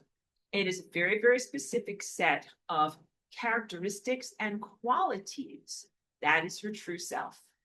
So when we do flying rainbow lasagna, and we're doing something that is, first of all, unpredictable and unlikely, it is similar to the levels of unlikelihood of going up that central core timeline, and also it is different. We're going to have to talk about hyperspace. And what we do with flying rainbow lasagna is not a random or arbitrary rearrangement of your DNA. Not like saying, like, I think I'll have purple eyes or whatever, a unicorn's horn, something, bizarre or grotesque. That is not the goal. The goal is to use flying rainbow lasagna as a tool to rearrange the mishmash of what you've become in a non-pristine system and have a more direct route back to your true definition of self. So there were some things due to human genetic modification, the implantation of language, the non-pristine elements of the system that you're within, that were making it almost impossible for people to get back to their central core timeline, when that was supposed to be an inevitability. That's supposed to be something that happens also with a great deal of ease. So you can tell, like, if you're in a system where fear has escaped its enclosure and it's now on the ascension timeline, something very screwed up is happening. And then if you're on the ascension, planetary ascension, there's all of these obstacles that are placed in front of you, like all of these bad obstacles that are placed in front of you to try to stop or inhibit the ascension. There's big problems on a much, much larger level. It takes something big to be able to make it possible for you to supersede those obstacles and return to your truest nature. And that's what flying rainbow lasagna is. So this is not a tool for arbitrary rearrangement of your DNA or arbitrary arrangement of time structures. It is a way to be able to get back on track. So let's say you're going to be driving across the country, like across the United States, from New York to California, and you go on a particular road and then you make a wrong turn and then you end up way in the wrong place. Like, whatever, you're in Montana in the north when you're supposed to be in Texas in the south. And you're like, I am so far off my track. I don't even know what, you're looking at the map. You're like, I don't even know what road it takes to get there. I don't know how I'm going to get to my destination. And I have a limited amount of gas and a limited amount of time to be able to get there. What do? I invented flying rainbow lasagna to be able to give people the opportunity, myself and others, the opportunity to get back on track, so that way you can have a pathway from being way off your path to being back on your path and even get back to your optimized timeline. That is what flying rainbow lasagna is. So this is non-arbitrary patterns. And this is what I also use the word rectification. The rectification of time, the fixing of time, the restoration of correct time patterns. So it takes a great deal of mastery to correct your journey in time. You have to, like when I was compensating with my machinery in that job that was not properly calibrated, you have to actually be extra smart. There was a difficult beginning entry-level position because the machinery was miscalculated. If I could just have done things directly, I could have learned much more easily. But I had to learn the right way to do it on a wrong machine. And then be like, now add this, and now add this, and now you will get the correct math to come out the other side. It makes it much harder on your journey to be in such a poorly calibrated system. And the flying rainbow lasagna, to use it as a tool, you have to be really good with your math to be able to learn how to correct your trajectory so that you, like an arrow, go to the center of the target. And the center of the target is that wormhole to exit this reality and to go back home. I also want you to know, and I say it all the time, this was never meant to be an imprisonment. So being in matter is not a dramatic, terrible imprisonment. You're not a damsel, not a poor, piteous damsel stuck in matter. Just as I also say light The photon does not come here and just like fall on a leaf and get stuck. Like, oh, I thought I was going to go on forever. Instead, I fell on a leaf and I got stuck in reality. Now I'm getting eaten by some stupid animal. And now I'm part of a stupid animal. Like, no, light does not grumble like that. Light does this very intentionally. You came into being very intentionally. And your journey to return into pure light is also supposed to be very joyful and very intentional. Of course, all of this improves a lot when you can fix the hack at the level of the intellect and re-access the pure insight, because at the level of pure insight, you can actually see where you're going and do this math effectively. All right.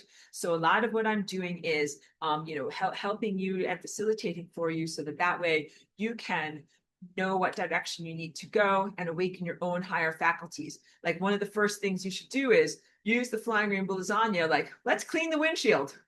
Like, let's, whatever. Like, I mean, you're driving with mud on the front of the windshield. You can't see where you're going. The first thing you need is like Windex. Clean the windshield. And you're like, wow, like life is so much easier when I can anticipate and sense and see where I'm actually supposed to be going. Should I have coffee in the morning? Should I have tea in the morning? How do I choose the optimum timelines? Again, these are non-arbitrary central core timelines. They are largely defined by choices that you can make, either behaviorally or about the person who you want to be. So the periphery is inhabited by versions of you that either made poor choices, did bad math, or was not being your truest self. And some things you can't know. You're like, well, that wasn't the real me. Like, whatever. Sometimes you're in a relationship and you're like, well, that wasn't the real me. Maybe I thought that I loved that person, but I didn't. Now I know that it's not right for me and I couldn't have known that ahead of time. That's very, very fair. You learn and you grow through experience. That is why you're here. But there are some things that you can't anticipate that aren't going to be the real you, and you need to stay away from them. And that anticipation, this is precognitive, to be able to sense ahead of time what is going to happen. And that's pretty important. So, each one of us, if you drive a car, when you're driving, you're supposed to be looking down the road to see what's going on. You can't just be looking like 2 feet in front of you. You have to be looking down the road because you don't know, do I need to press the gas or press the brake? What if there's a pile up in front of you? You got to know time to press the brake. So the ability to see ahead of you on the road of time is critical for this. So that way you can make good choices and make informed choices about where you are actually going. Okay. So I'm going to talk about hyperspace now, but first I want to make sure that I'm attentive to any questions or comments that are about everything that I've spoken about up until this moment. So first, let me come over here and see Michael. Thank you for being here. It says, as our sun is moving upward through the galactic plane, are we now getting more coherence? Absolutely. So a lot of what has just changed for us has to do with exactly what Michael just said. Our sun is literally having a different spatial relationship to the rest of the galaxy, the galactic plane. So the galaxy is shaped exactly like a torus as well. And the center of the supermassive black hole of the galaxy is here. And then everything of the galaxy is kind of like, flat and spiraled out like this in a giant kind of toroidal shape. And if you've ever been privileged enough to see the Milky Way in a very dark nighttime sky, you can see it looks kind of like, it's kind of a little tilted like this. That's the galactic plane. Like, there are different eras of our Earth and our solar system. And some of them, they might be eons, like, many, many millennia, not just a year. We might be off of the alignment from that galactic plane. And over a very, very long amount of time, we kind of transit and we get closer. There are some times when we are absolutely lined up with that whole level of reality, even lining up with the central galactic core. And those are crucial times in human history, human development, and the opportunities for your soul. And we're in one of those times right now. So energetic weather report, I should have just started with this. It's already like an hour and 47 minutes into class. But June 21st, we just went through, it is now June 25th. We just went through a big giant portal that is the summer solstice. Not just any old summer solstice. It was a big old ending of a chapter. Big old ending of previous time cycles that might have been for 1,000 years, 10,000 years, very, very big, giant time cycles that are fractal microcosms. So like one wheel is very large, just like the chakras, a smaller one, a smaller one. And then, of course, more recent ones that might have been like a 10-year cycle within human linear time language, or a 5-year cycle, or even a 1-year cycle. All of that came to an end just a couple of days ago, June 21st. And that's really positive stuff because it was the end of a very, very difficult, tormented time of huge dysfunction.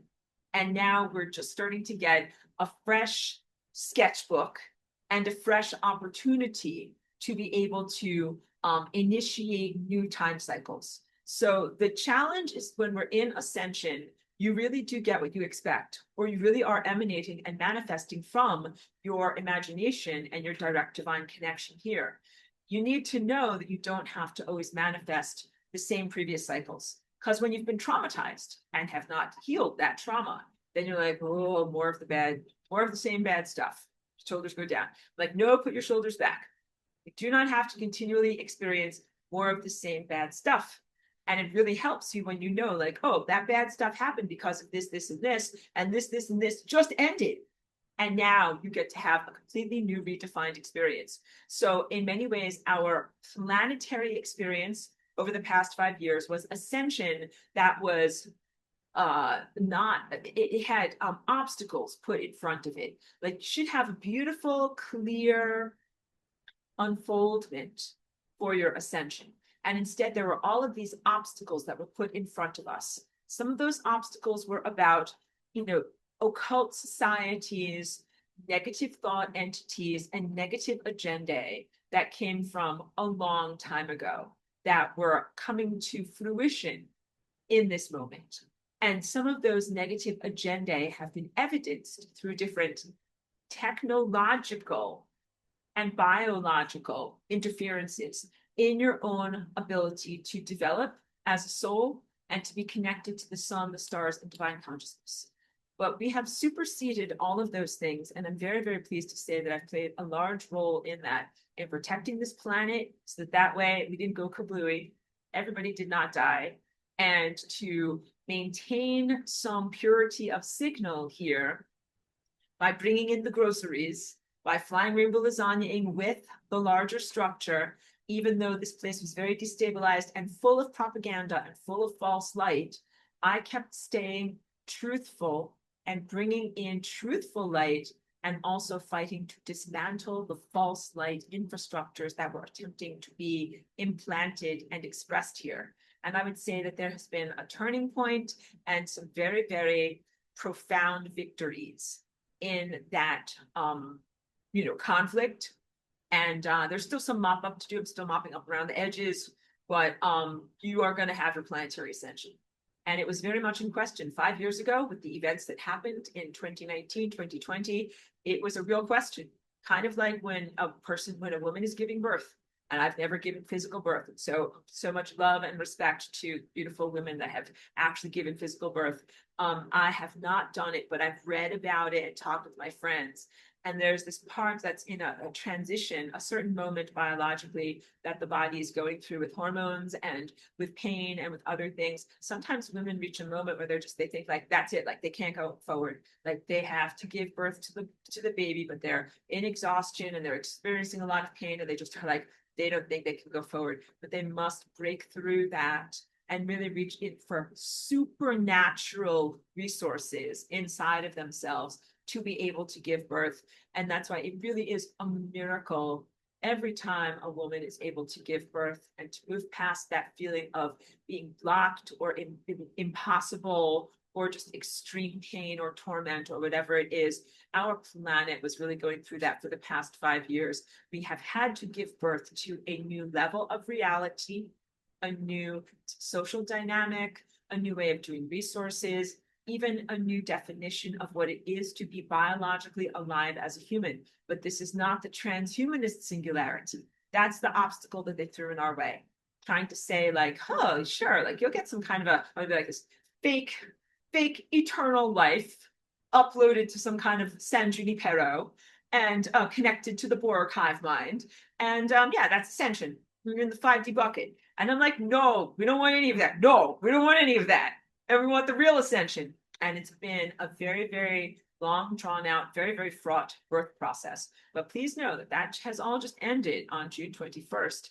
And so you're not going to be in the same negative time cycles. It's not the same villains and creatures that have inhibited us through much of recorded human history. And now you really do get a chance to explore who you are as a supernatural being, literally with the capacity to create matter with your mind, not even only to navigate different timelines and move towards an optimized timeline, but to co-create or to write and emanate time potentials with the sun and with the stars as you are exploring what it is to be a divine presence. And that's a lot of what Flying Rainbow Lasagna is. So just know, when you can Flying Rainbow Lasagna and you can create new potentials, you don't have to be afraid. You don't have to live in fear, and you don't have to cringe, and you don't have to hope and wish and like beg. You know, and you know because you can count on yourself, where you're like, if this doesn't exist, I'm going to make it. Kind of like, I don't want to say a 3D printer, but a little bit like that. If you have the skills to run a 3D printer, you're kind of like, well, anything I need, like I can make it. I've got filament, I've got a printer, I've got a brain, I've got skills, I can make it. Because I don't want you to think that you're mechanistic, or that this is about a mechanistic, materialistic exploitation of resources, but it is similar. You can make stuff happen. If you have Flying Rainbow Lasagna abilities to make stuff happen, you don't have to be like, oh no, like, I hope I don't lose my job. You'd be like, well, if you lost your job, you would make a new job. Not that you're printing a thing with your printer. You'd make a new edifice. Or a lover would be like, oh, what if so-and-so doesn't love me anymore? You would make a new relationship. Place to live. Oh, what if I get evicted? You will make a new place to live. It's amazing the levels of freedom that you have when you can literally make new edifices in time. But again, these are not meant to be random edifices or mere self-service. This is meant to bring you onto your optimized timeline. If you're in Montana when you're supposed to be in Texas, you should create a direct flow for you to be able to get to where you need to be, or your community. If your community is wildly out of balance and the dynamics aren't correct, you should create a direct timeline for you to be able to get from things are screwed up in my community to things are optimized in my community. And the optimized nature is very, very specific. Okay, so wait. And that was a great question. Thank you. Pedro says, how do we develop our tendril of attention? And I mean the very basics. How do we start? I'm still haven't been able to use it.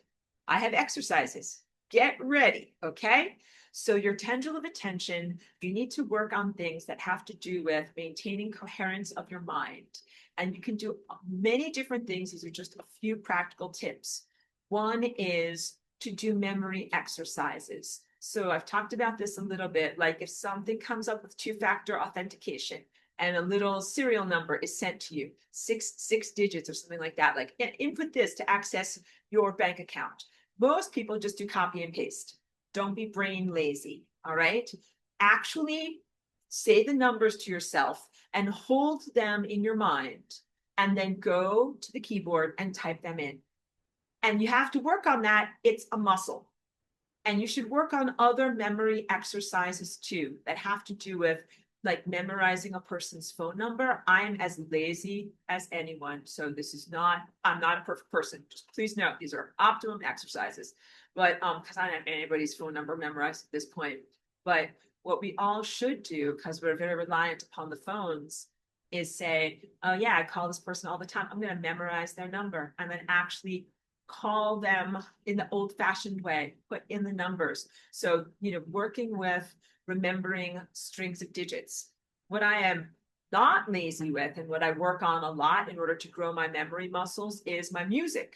So I memorize my music. I'm glad that you found your way into the session. Thank you so much. And apologies, I couldn't stop in order to send out a link for you. My music is like whatever, a 4-minute long song. That's a bunch of notes that go in a particular order.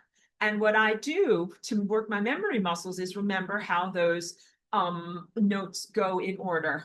And then also to connect my brain to my hands to be able to play those notes in the correct order. And I do this as practice sessions. Like this is what musicians do. And in order to be a good musician, like you have to stay sharp. You can't just be like, oh, I practiced that once last year. It's still in there. No. That's like saying I exercised once, the muscles are still there. No, you got to exercise every day. You got to play your music every day. You got to work on memorizing and keeping these songs fresh every day. And to a lesser extent, when I prepare for these classes, I do a similar thing. I go over my notes and the salient points, and I rewatch my videos of what I want to share with you. And then while I'm here in class, I try very hard to remember. First, I want to say this, and then I want to talk about this, and I want to segue into this, and I want to go into this. And, of course, sometimes I play wrong notes. Like, oh, like I wanted to say this, I forgot that, or this part escaped my mind. So, of course, like, just please love me. Try to be perfect, but I'm not. But you try to work on those muscles. Those are muscles of focusing your mind, focusing your tendril of attention. All right. So you got to be able, your tendril of attention is like a garden hose. It can be a generalized soft spray that just sprinkles everywhere. It's all over the place. Or it can be super focused like a laser. And that's when it's like one very strong stream. And that's when you're going to really only water one plant, or you're going to make the water shoot all the way across the whole entire garden. And that's really important, because if you want to do far speaking to one person, that would be like if I wanted to talk to a person who lived on Jupiter and just talk to one person off the entire planet. I want to focus the garden hose of my mind to be the most coherent way it could possibly be. So there's far speaking, there's wide speaking. That would be like talking to 10,000 people at once. These are all different mental muscles. Just like being a sprinter is different than being a long distance runner, because these are different muscles in your body. Or being a ballerina is different than being a runner. These are different muscles in your body. So you have to learn, like some people are good at some things and not as good at others, and just don't judge yourself. And you will have natural proclivities and things that you're not as good at. So like speaking to a whole mental audience, I do that all the time. I call it my mental email blast. I'm like, oh, you want to be on my mental email blast? Just, whatever, sign up, mentally check yes in this poll now. And I will include you. And when I get really great antidotes or antibodies or ideas, when I'm like, wow, like this world is really effed up, but I figured out a way to fix something in my own body or in my own life, I want to tell everyone about it. I send it out on the mental email blast. So I don't send it on the computer. That's hackable, slow, and very ponderous. I send it through genetics directly to your body. I'm like, oh, here's how you fix this. Send it out to everyone. So yeah, I'm really good at that. And I'm a loud thinker. I told you that little story when I was working at one of these frame shops many years ago. I knew in terms of social dynamics that I should not talk back to my boss, right? Because if you do that, like you lose your job, right? So we're putting up some display shelving together. I'm helping him out, and he was doing it all wrong. And in my mind, I was like thinking, like you're doing it all wrong. And he kind of looked at me like this. He definitely gave me side eye. He was like, I heard that, I know I didn't say it with my mouth. I said it with my mind. And I was like, sorry, I'm a very loud thinker. And so, but it was a funny way of kind of glossing over the discomfort of the moment. I'm a loud thinker. And I know that can get me into trouble sometimes too. I didn't even know whether people around me were telepathic, but we're going to be much more in a telepathic society moving forward in this new chapter. So just be aware of that. Some people are loud thinkers. It's like being a loud singer, which I also am. Sometimes even without a microphone here, I'm singing in my home, and my neighbor might be like, hey, that sounded good. That was a good song. And I'm like, oh, like they heard me. I'm like, yes, they heard you. But also it is a talent to be able to far listen. That would be like if someone on Jupiter wanted to talk to you and you could hear them, or someone on the other side of the world wanted to talk to you and you could hear them, or you're doing some kind of project with someone like your boss, and they think something in their mind and you can hear them very easily. And you're like, oh, that guy wants me to put the nail in over here, or wants me to do this over like this. So these are all different levels of ability. And you must be aware of what your abilities are, just like being an athlete, and you work to cultivate them. So when I was in my positions as a custom framer, I did try to help people cultivate their telepathy, because sometimes I would say when they first presented themselves, like, oh, like you want to frame something, like, do you want it to look like this or like this or like this? And I would send them mental images, and not everybody would get the mental images. And so some people don't have the ability to receive mental images. And some people, they could, and it was very rare, but you can work on that. Like you can work on that when you're in conversation with someone who is telepathically receptive. You can send them images. Like I don't have an example other than custom framing, but I used to be like, pardon me, be like, well, do you want it to look like this? And I would send them an image, like a plain black frame, or like this, an ornate gold frame, or, you know, like this, a modern look, and see if they could kind of get it. You see if people can get the image, the things that you're sending to them, and then you get a confirmation if they've actually received it. And if not, then you're like, well, let me make some samples for you. Like I'll get these samples off the wall and show you physically how things can look. So you find a way in your daily work life to see, because some of what telepathy is like being a musician. Got to play with other musicians to have a rapport. Some of these exercises you do on your own, some of these things involve a partner to become a better musician, back and forth.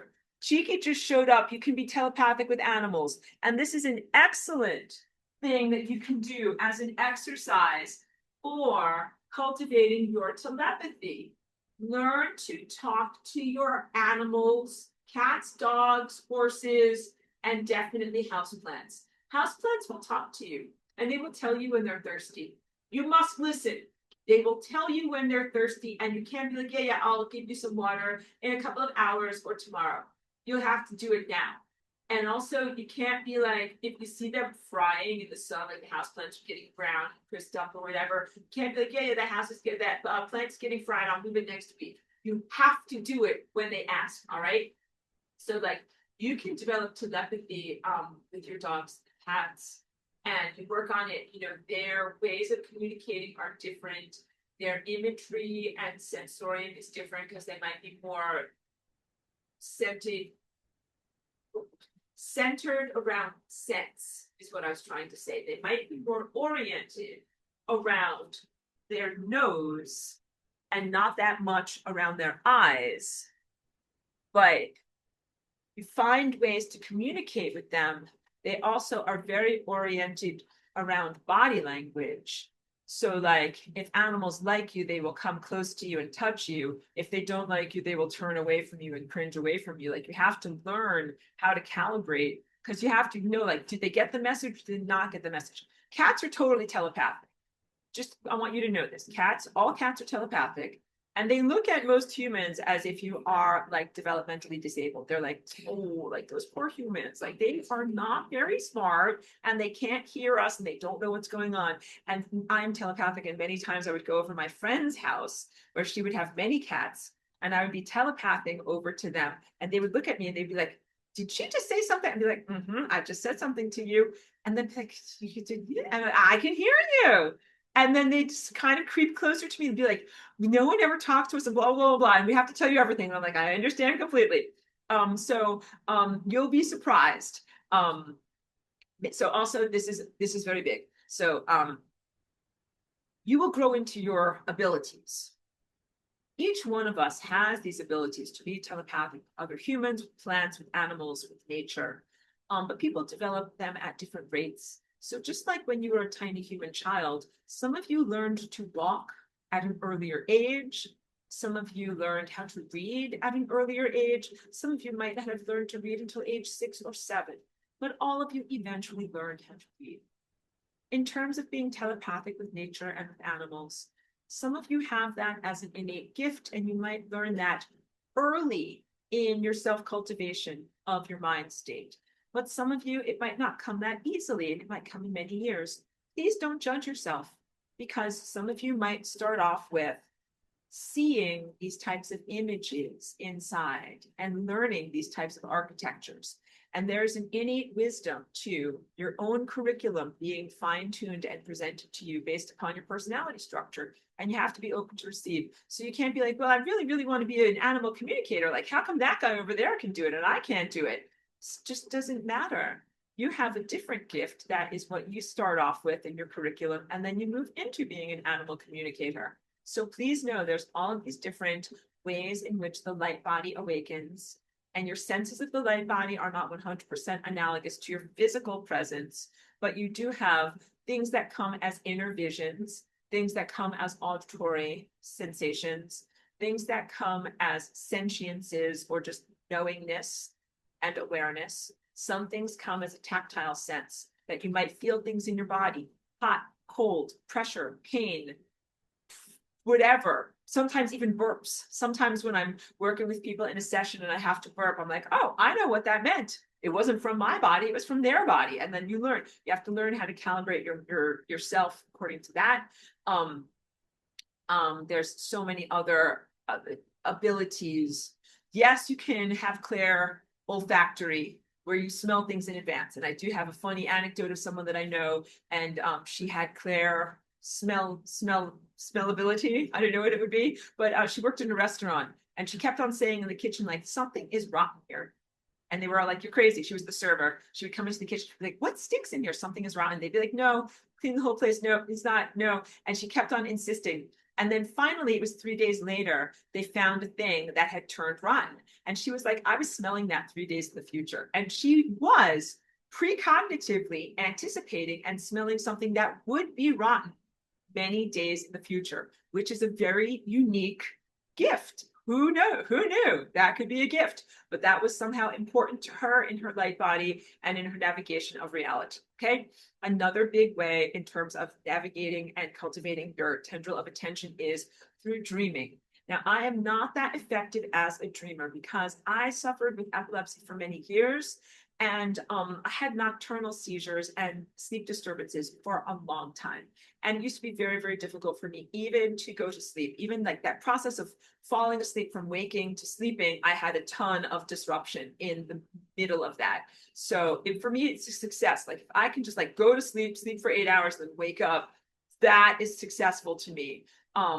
Some people are really, really good at dreaming though, where they're really good at like watching themselves as they're falling asleep, slowly descending from wakefulness into dreaming, remembering who they are in their dreams, being lucid, and then emerging in the morning, kind of like swimming upward with all of their remembrances of the night. And they have continuity of consciousness where they can be like, oh yeah, I was dreaming that I was here and I was doing this and I was doing that. And then I did this and then I did that. And then sometimes even return to those dream states the next night. I honestly am not that. So if you want to do lucid dreaming and learn about that, I would say like find a good mentor who can do that themselves. But no, my brain is still really having to heal and not organized on that level. So that's why I'm like, that's not for me. But for someone else, they can really do stuff like that. So that is an excellent exercise, though.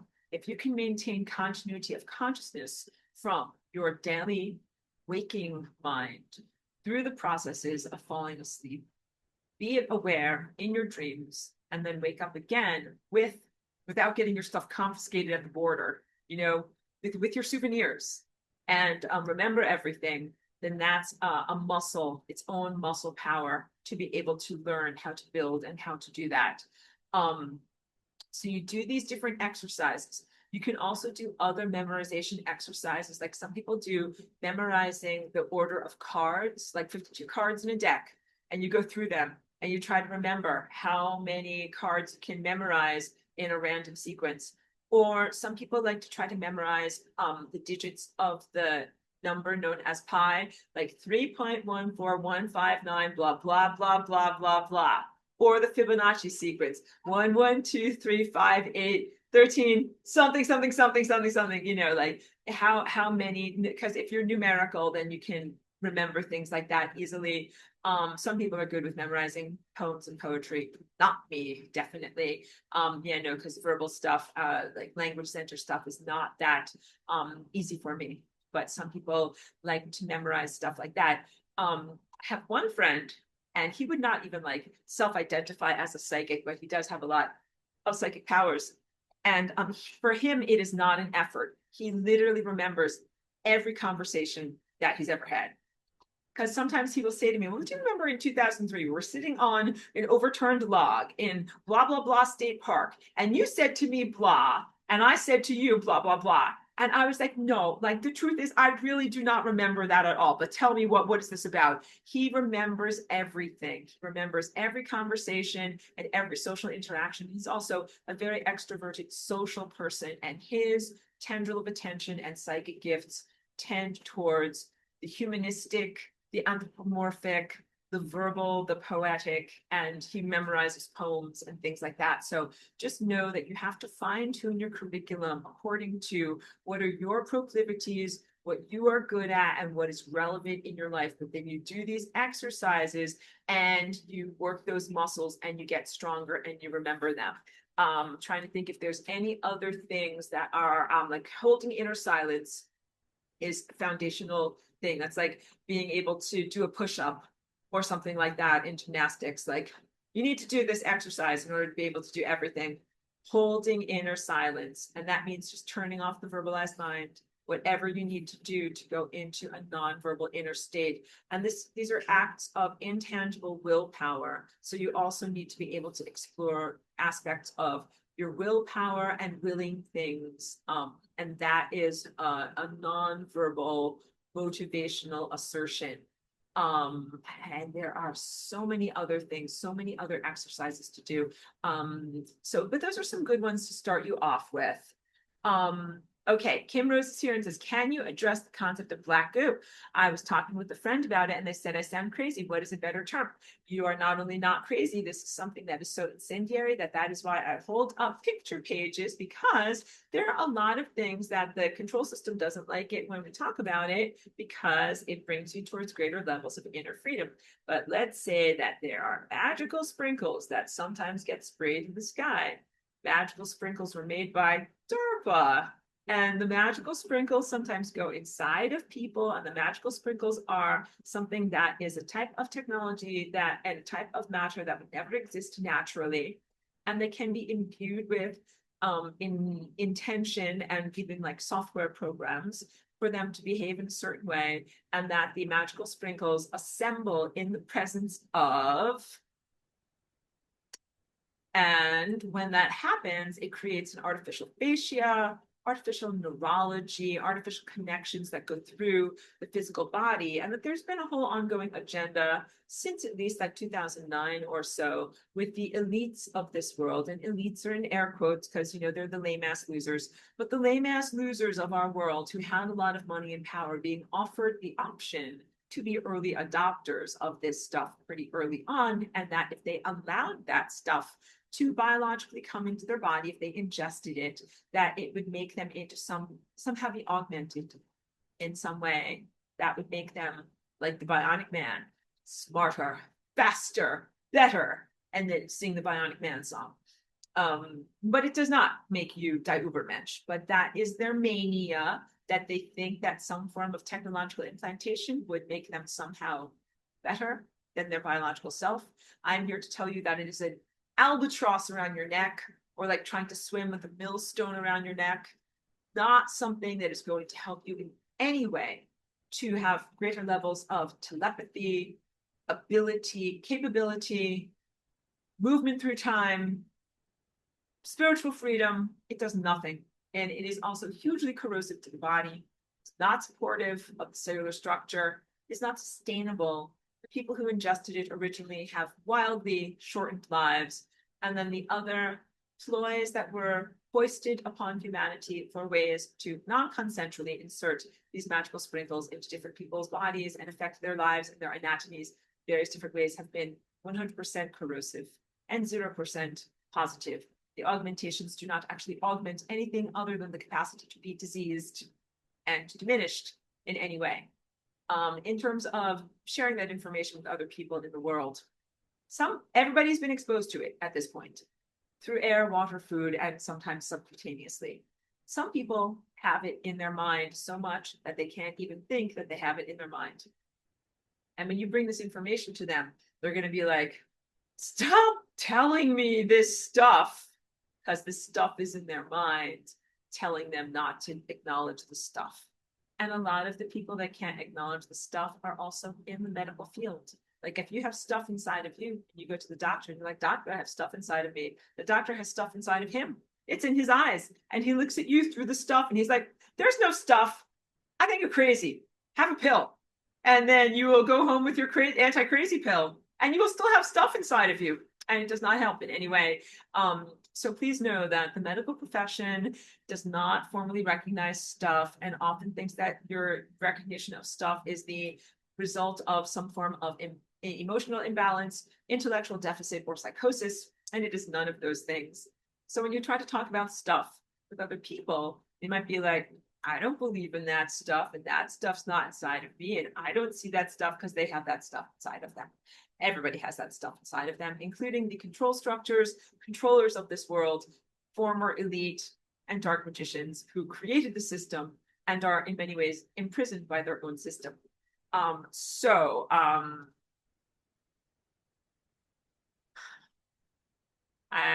There's lots of different terms that we can use to talk about this stuff. I kind of don't want to say these things in my video because I don't want my video to get diminished in its ability to be in the world. And because everything that I've spoken about in this video in terms of the abstract information, the singularity, what I'm going to talk about with hyperspace is so important that I don't want my video to get banned. So maybe this is something that we can talk about on Patreon instead. Let's talk about hyperspace. Hyperspace is the room that contains the room.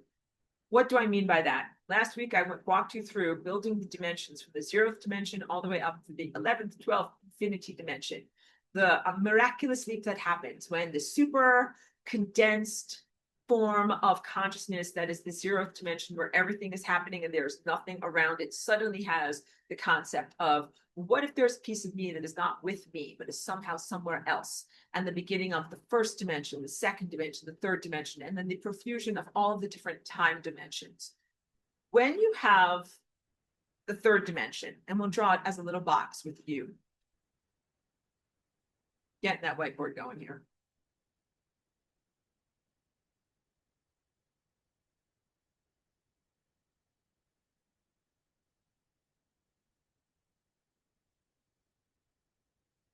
So this box represents one moment in time. And we're going to draw a person in there. Like that's your house. And here's a person. And this is you at, let's say, 12 p.m. or something like that.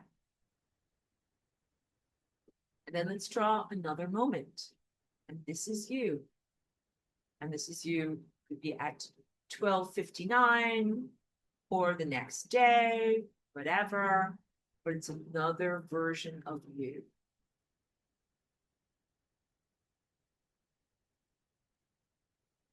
So let's just put here a 1 and a 2 to show that time has moved onward from this direction to this direction, and that you are in a slightly different space-time coordinate as you move into those directions. So this is the room. This is a 3rd dimensional box. It's a slice of 4th dimension. The 4th dimension is a timeline moving in this direction, many, many, many time boxes lined up next to each other. What is the room that contains the room?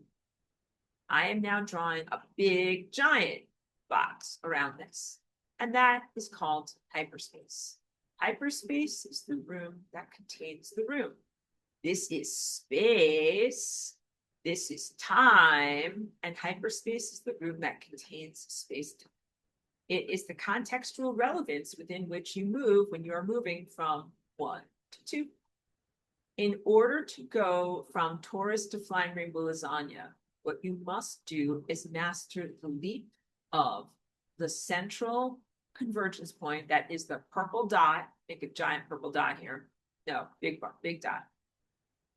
This dot, for it to leap and to move relevant to hyperspace. So when you are moving through time, sometimes you might be moving in your actual room. Like maybe you actually moved like from here to here in your room. Or maybe you were just standing in one place and you didn't move at all. That doesn't matter. What matters is you moved in time. You moved in time. Even if you were sleeping in your bed, you moved in time. We all do this every night. You lay down, you're not physically moving, but you move through time. And 8 hours later, you get up and you're still walking around again. You moved through time and you moved relevant to the boundaries that are here where I'm making lines that is known as hyperspace. And hyperspace is really the boundaries that contains all time, all timelines, and all possibilities and probabilities. So now let's draw another cube for you. And this is going to contain a torus. Just going to make it, that's a cube. Just know that is a cube. That's not a box. All right. And here, let's draw a torus. All right. And that's a shorthand cross section of something that is three-dimensional. And what we're going to do is we're going to have a purple dot at the center of this. And the purple dot right now is not moving relevant to its contextual boundaries. But what if I make this whole entire purple thing, quote unquote, jump up and down? What if I move it 2 inches up? And then what if I move it 2 inches down? Or what if I move it 2 inches to the left and then 2 inches to the right? All of this relevant to hyperspace, to the context within which you contain time. If you do that, what you end up with is the flying rainbow lasagna shape. In fact, when you move this dot up, and then when you make it reflect and move back down, that is what you end up with. You end up with the flying rainbow lasagna. Dot up here, dot down here, and then let's draw that central curvy line. I might have to give someone a bribe over there. Someone's hungry. Someone's at her food dish. Curvy line like this, and then a swooping shape up like that, and then a swooping shape down like that. I'm now going to gesture this for you. And let's see. Not sure if I need to give Cheeky a bribe or she can wait. I think she can wait. Okay, so here on this sculpture, get the colors of my screen a little bit better. This is purple down here. This is purple up here.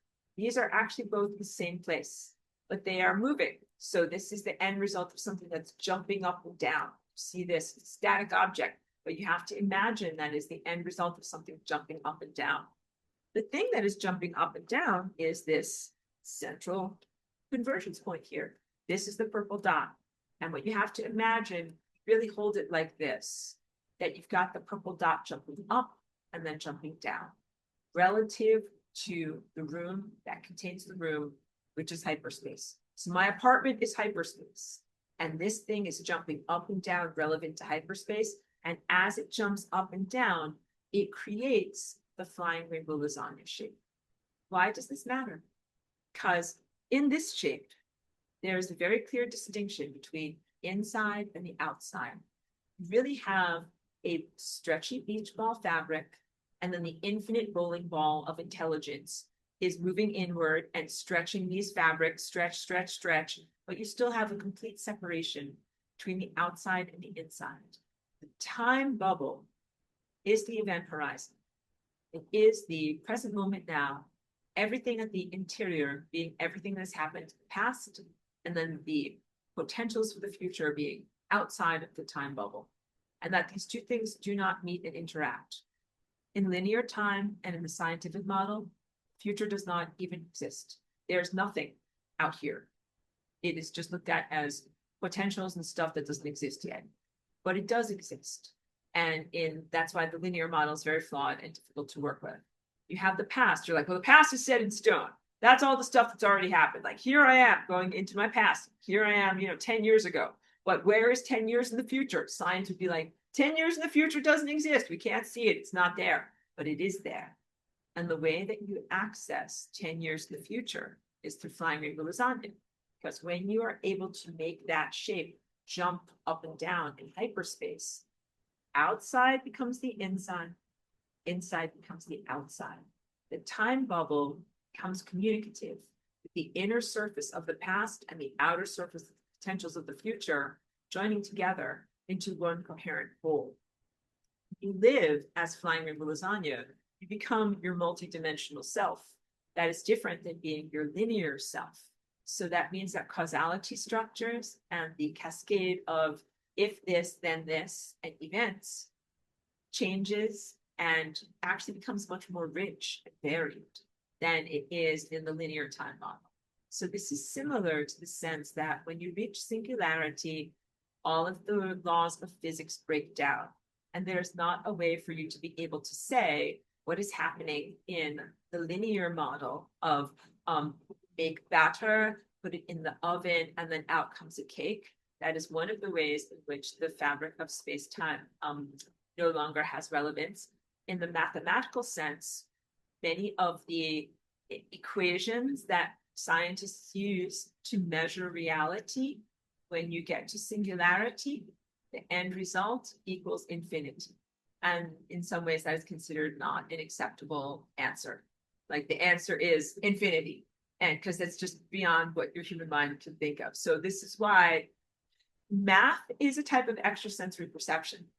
Scientists sometimes use math in the way that you use a microscope or a telescope to look at things that are beyond the five senses reality of your human mind and your human body, that you can intuit through using math and through using calculations to be able to sense, like, what is going on inside of the sun? Can't send a probe there. Don't know what's going on there, but you can use math in order to sense and intuit what is happening in places where you can't put your face and look, because you will get your face burned off. But when you look at the singularity using math, all of these things break down and the answer just becomes infinity. And so to the rational mind just says, great mystery. Oh, well, I can't know about this. And the rational mind is not equipped to be able to know about this. But your intuitive mind, your direct insight, can absolutely sense singularity. And I would encourage you to. Singularity resides inside of you. And what you can do is take your tendril of attention and turn it from a telescope into a microscope. You turn it inward towards yourself. And you touch on yourself. And you touch on yourself in this central place where your chakras have a convergence point. And you learn about this aspect of your own anatomy. You can also focus on the singularity as it exists in the sun. The sun is right up there every day. But of course, you know, when I first recorded these lessons like 12 years ago or whatever, we didn't have so much satellite stuff in the sky between you and the sun. I told you the satellite stuff is at the level of the Christ chakra of the planet and is Antichrist hardware. And it makes it very, very difficult for you to connect with the sun. So things were easier 12 years or so ago. That's why watch my lessons from 12 years ago. You'll love the energy of that time. But if it were easy for you to connect to the sun, you could connect to the singularity that is in the sun. And you could learn about what it is for connecting to that.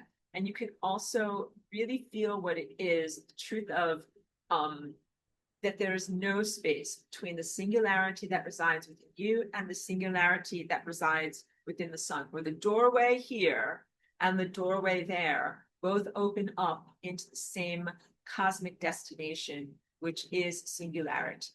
When I do the flying rainbow lasagna with the sun, that is the truth that I embody. I have this flying rainbow lasagna in me, the singularity in me, and then a part of me projects outward to connect to the sun and then bounces back to me. And in doing so, this complex formfulness shape is created. And that is what flying rainbow lasagna is. And that oscillation, I just described it in terms of a space. Point A to point B, and then back to point A. But this can also be through time, from the present to the past, back into the present, from the present to the potential of the future, back into the present, and also lateral timelines. Who I am here on this timeline to a parallel timeline, back to who I am on this timeline. And you don't have to just do it with one. When you get to be a good musician, don't just play one note at a time on the piano or the guitar. You play many notes at a time, and that is called a chord. So when you get really good at doing flying rainbow lasagna, all of your cells have singularity in their nuclei. It's got trillions of them.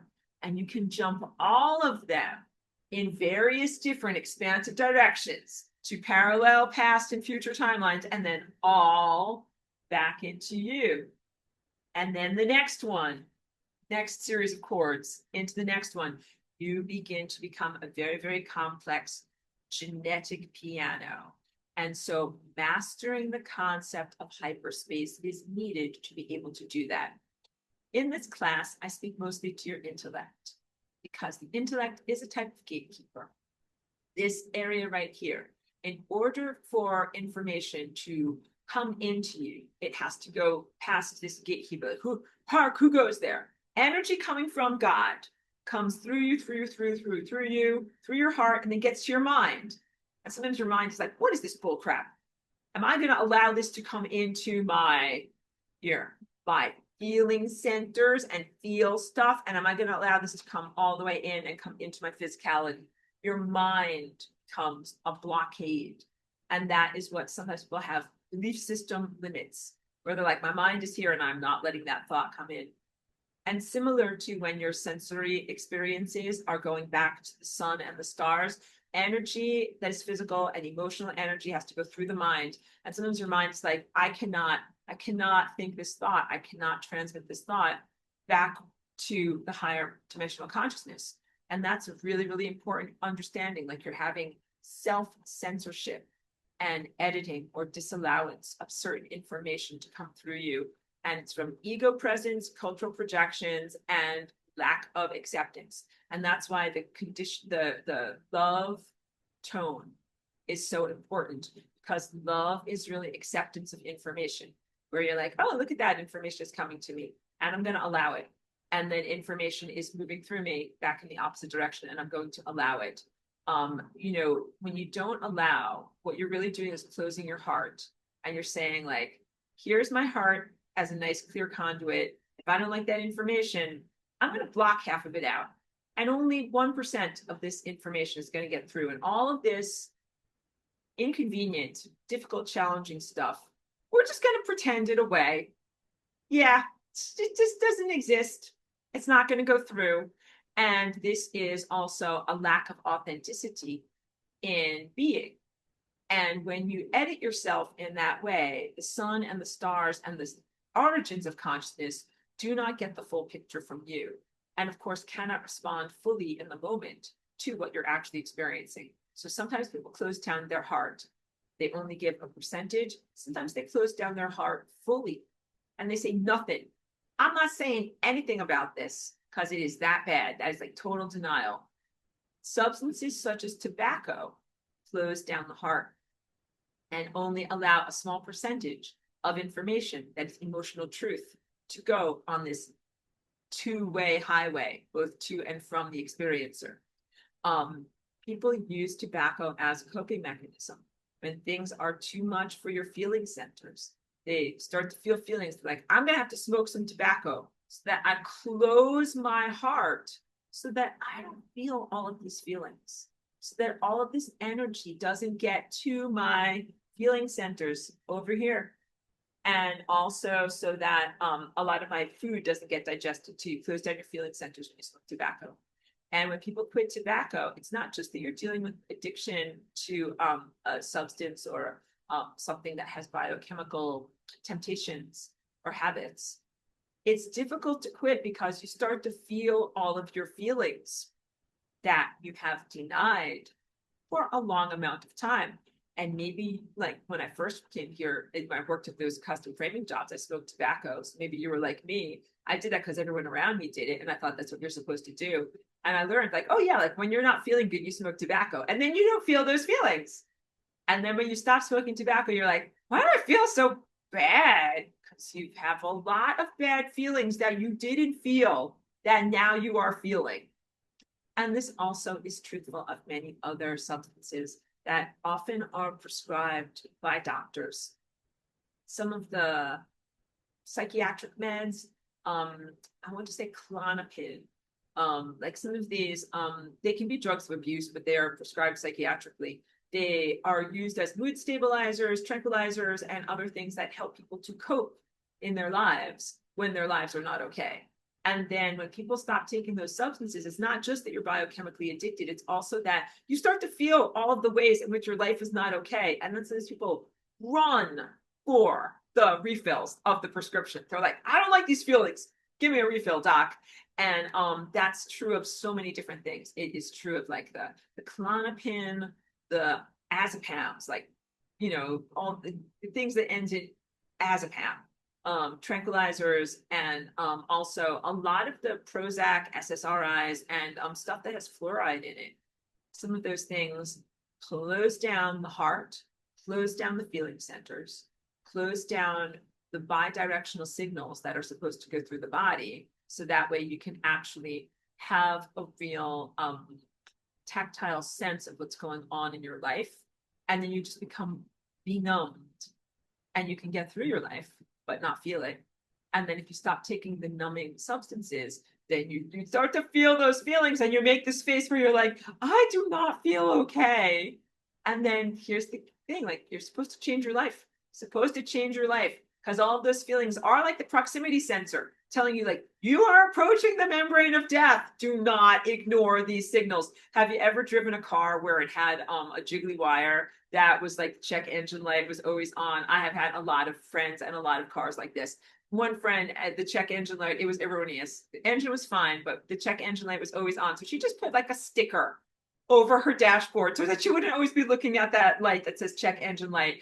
I had a jiggly wire in my old car that was like 20 years old for a long time, that every time I turned it on, the brake light warning, brakes are not okay, would come on. And I would say to my passengers, don't worry, that's the everything is okay light. All right. It's the everything is okay, because I had it checked out. And like, no, it's just a jiggly wire. And sometimes that light comes on and don't worry about it because it's such an old car. I didn't care about fixing it.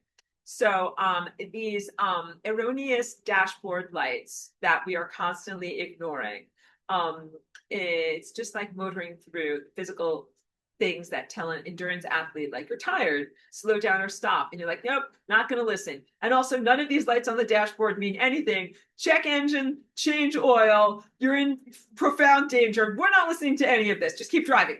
And that is not a healthy and positive way to get through life. Please know that it's not optimum. And so now we're moving into a much more optimum time where you really should pay attention to all of the dashboard lights, your life and your body, and not use substances and molecules or stickers to hide them and pretend them away as if everything is fine, but instead to respond to them and actually make necessary repairs or fine tune or fix things that actually need to be fixed to bring your life in a better direction. I'll conclude our class today by saying that this time vortex and the complexities of time here, it's a miracle, and it's meant to be an amazing, uplifting, and educational life adventure to be circulating through these time currents, not an imprisonment and not a torment, and not something that will lead to your disease and degradation and being splattered on the membrane of death. But that's what it's become. Very much recognizing that. But it is not meant to be that. And it is essential for us to recalibrate, and the recalibration comes through expectation, belief system, new information, new knowledge, and new behaviors. That's the big deal. Like, how do you jump into a higher dimension? How do you access hyperspace? You learn. The first thing is you learn with your mind. And then because your mind is this intellectual gatekeeper, because I just like helped all of you guys today to kind of get past your gatekeeper, where we talk to the mind, or sometimes we just say like, mind, like, look, you can't understand this, just like kind of just sit there, let us do our thing. It helps you to be free. You start to learn that there are more options than what has been offered to you. And then as soon as you know that, you're like, wait a minute, there's more options than I thought. And it seems that I can do more, and my mind doesn't know everything. Let's start to explore this. I think that there's potential in there. This is where the real hope comes from. It is not an artificial hope or a soporific or an opiate or something like that that just makes it feel like everything's going to be fine. Like, don't worry. It's like, no, there's a very real reason why everything is going to be fine, because there's things that your mind can't conceive of or anticipate, but that you can lasagna into existence, or in your behavior, or in your experience. and change and transform your experience and your and the fabric of reality itself into a much more optimum design. So your mind doesn't do it, but your mind has to be a little bit open to like the concept of it, and even being able to see evidence of it. Well, you're like Aurora does this thing, and I kind of see her, and she looks like she's got something going on, and there's definitely some organized principle here that's going on that she's demonstrating. Maybe there's something to this. And then you start to go into the feeling state. So you just have to assuage your mind enough to believe enough to be able to open up the energetic pathways enough to then be able to start to actually do the experience. So learning about hyperspace and what it is, that's one thing, but then experiencing it and accessing it is a whole entirely different thing. And that is something that is not taught on an intellectual sense, but is experienced. And that's why, many years ago, 2018 or so at this point, I started to share and demonstrate the actual dance, because the dance itself is kind of a little bit like private and sacred. It's not like really a public dance like ballet or something like that, where you're demonstrating it in that way. But I had to learn, like, how am I going to share this with people? Because you kind of have to see it in order to know what it is and to internalize it. I used to just say to people, like, figure it out, like, do it, like, do your own thing. And I don't think that was enough. And so now I do have a Tuesday morning dance class that is, there's no obligation, there's no fee, because I kind of do not feel comfortable charging a fee for this type of sacred experience. But I do feel comfortable asking tuition for my intellectual sharings here. So there's two different things. Just it's my own personal like ethical boundaries that I've developed with this. Because my lasagna is a gift, and it's a gift that I can do, and it's something that I really just want to be able to share in an unfettered way with people here. But I'll also tell you, I don't share just anyone. I am selective.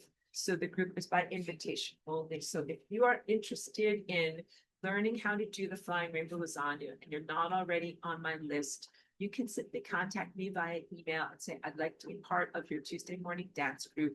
And I dance with people in the way that I do, but I usually dance non-verbally and, just my music on. But when I dance as a group, I tell people, like, we're going through a portal, like it's this color, it's this magnitude, we're going this direction. Because I realized you guys need to kind of know. It's like if I was driving the car, we were going from New York to California, I'd be like, okay, like, we're in Montana, like, we're heading west, we're going in this direction, because you still kind of need those directives, but also so that you can get a sense of how I move my body and what I'm doing with my body, and then you can use that as a template for your own body.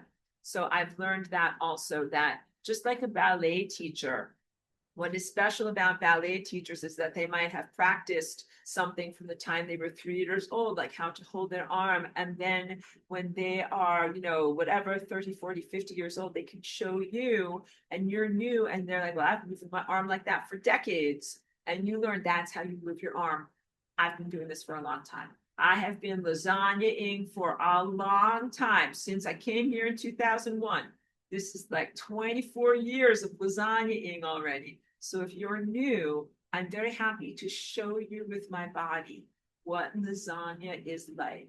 But it is an internal experience, not something that we do like ballet, that is a decorative dance for the viewer. It is really an embodiment experience for the person who is in the body, and not focused on how others perceive you, but on how you feel. And then your life is unique. You will change and shift the fabric of reality and what you're experiencing, your first person embodiment. And then you'll see things change in your life. And that's different for everyone. Like, I've had all sorts of different things happen in my life, changes and shifts from dancing to lasagna.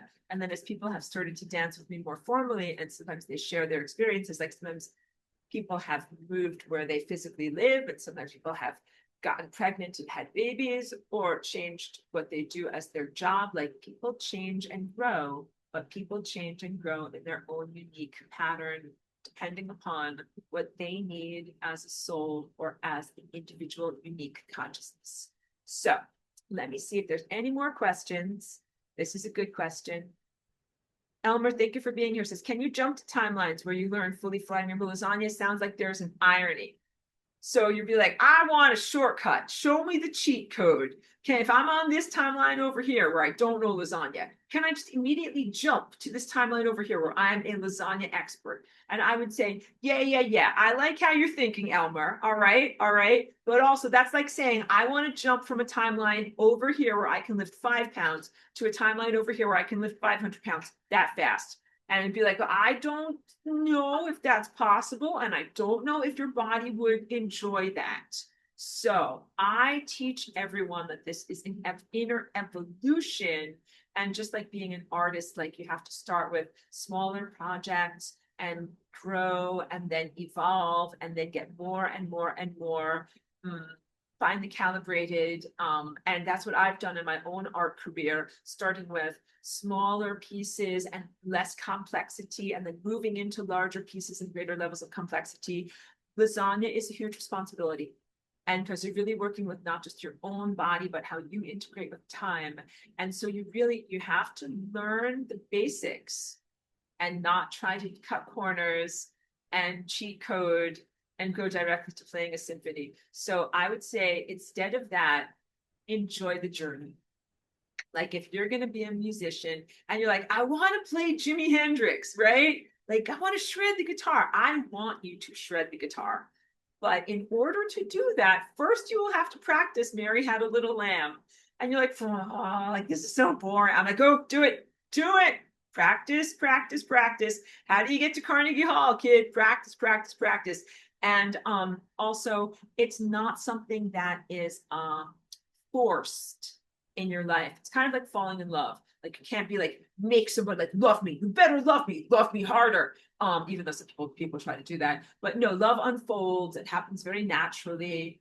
The lasagna unfolds and happens very naturally. So you must do your cultivation practices. You got to do really good nutrition and athleticism. You got to get plenty of rest. You got to do plenty of hydration. You got to live a magical life, and you got to give yourself the time and the breathing space to be able to learn, grow, internalize, and explore. And you can't be under pressure to have to do it. So you don't do lasagna under pressure. Don't do it for money. Don't do it because your boss tells you to do it. And you don't do it because Aurora says, now you must lasagna. Like you do it because there's an internal desire or motivation that it's something that your soul wants to do. And that's been my whole approach when I have come here as Flying Rainbow Lasagna. I'm like, hey, like I do this cool thing. I'm going to do it. I'm doing my cool thing. Like, anybody want to do this cool thing with me? Come do this cool thing. But not like, oh my God, like you've got to do this by this day. Otherwise, rivers of lava will flow or you will die or whatever. Like, I don't do that. And I don't think that that is helpful. And I don't think that people learn well under pressure. And I definitely know that people do not learn well in terms of punishment or suffering. So I try to make it something that is sustainable, that feels good in your body, that recognizes people have different levels of ability and mobility level, and that you're able to feel like you have the time that you need to explore. So Elmer, I would say thank you for your enthusiasm, but please don't pressure yourself too much to feel like you have to be an instant lasagna. In fact, when you make lasagna in the pan, like I've had to learn how to be a real lasagna cook. Like they have those instant noodles. The texture is not that good. You can cut corners. You can put down the instant noodles and make a lasagna. The texture is not that good. Go through the process. Boil the noodles. Drain the noodles. Lay everything out properly. Layer it up properly. And your lasagna will come out much better. Okay? Good. Michael says, thank you, Master Aurora. You're so very welcome. It's wonderful to hear from you. And Kim Rose says, wonderful class. I learned so much. I am so pleased for that. Thank you very, very much, everyone. I'm going to wrap it up for right now. Oh, you're very welcome. Thank you. Right. Great question. And I hope that you appreciate my semi-humorous responses. Thank you very much, everyone. And you know that the way that I do this class is usually alternating level 1 and level 2 material. So I just hit you with a lot of stuff. The first 3 weeks is like level 1, lesson 1, and level 1, lesson 2. That's a lot of foundation stuff. I think next week I will start with some of the advanced stuff too, because I haven't done any of the advanced lessons. So if you are following along on the whiteboards and want to prepare for next week, look at level 2, lesson 1 in your whiteboards. Okay. Thank you, Mary Ellen. Thank you very much. Have a beautiful night, everyone, and thank you for being in this class. I truly appreciate all of you. You're all wonderful students.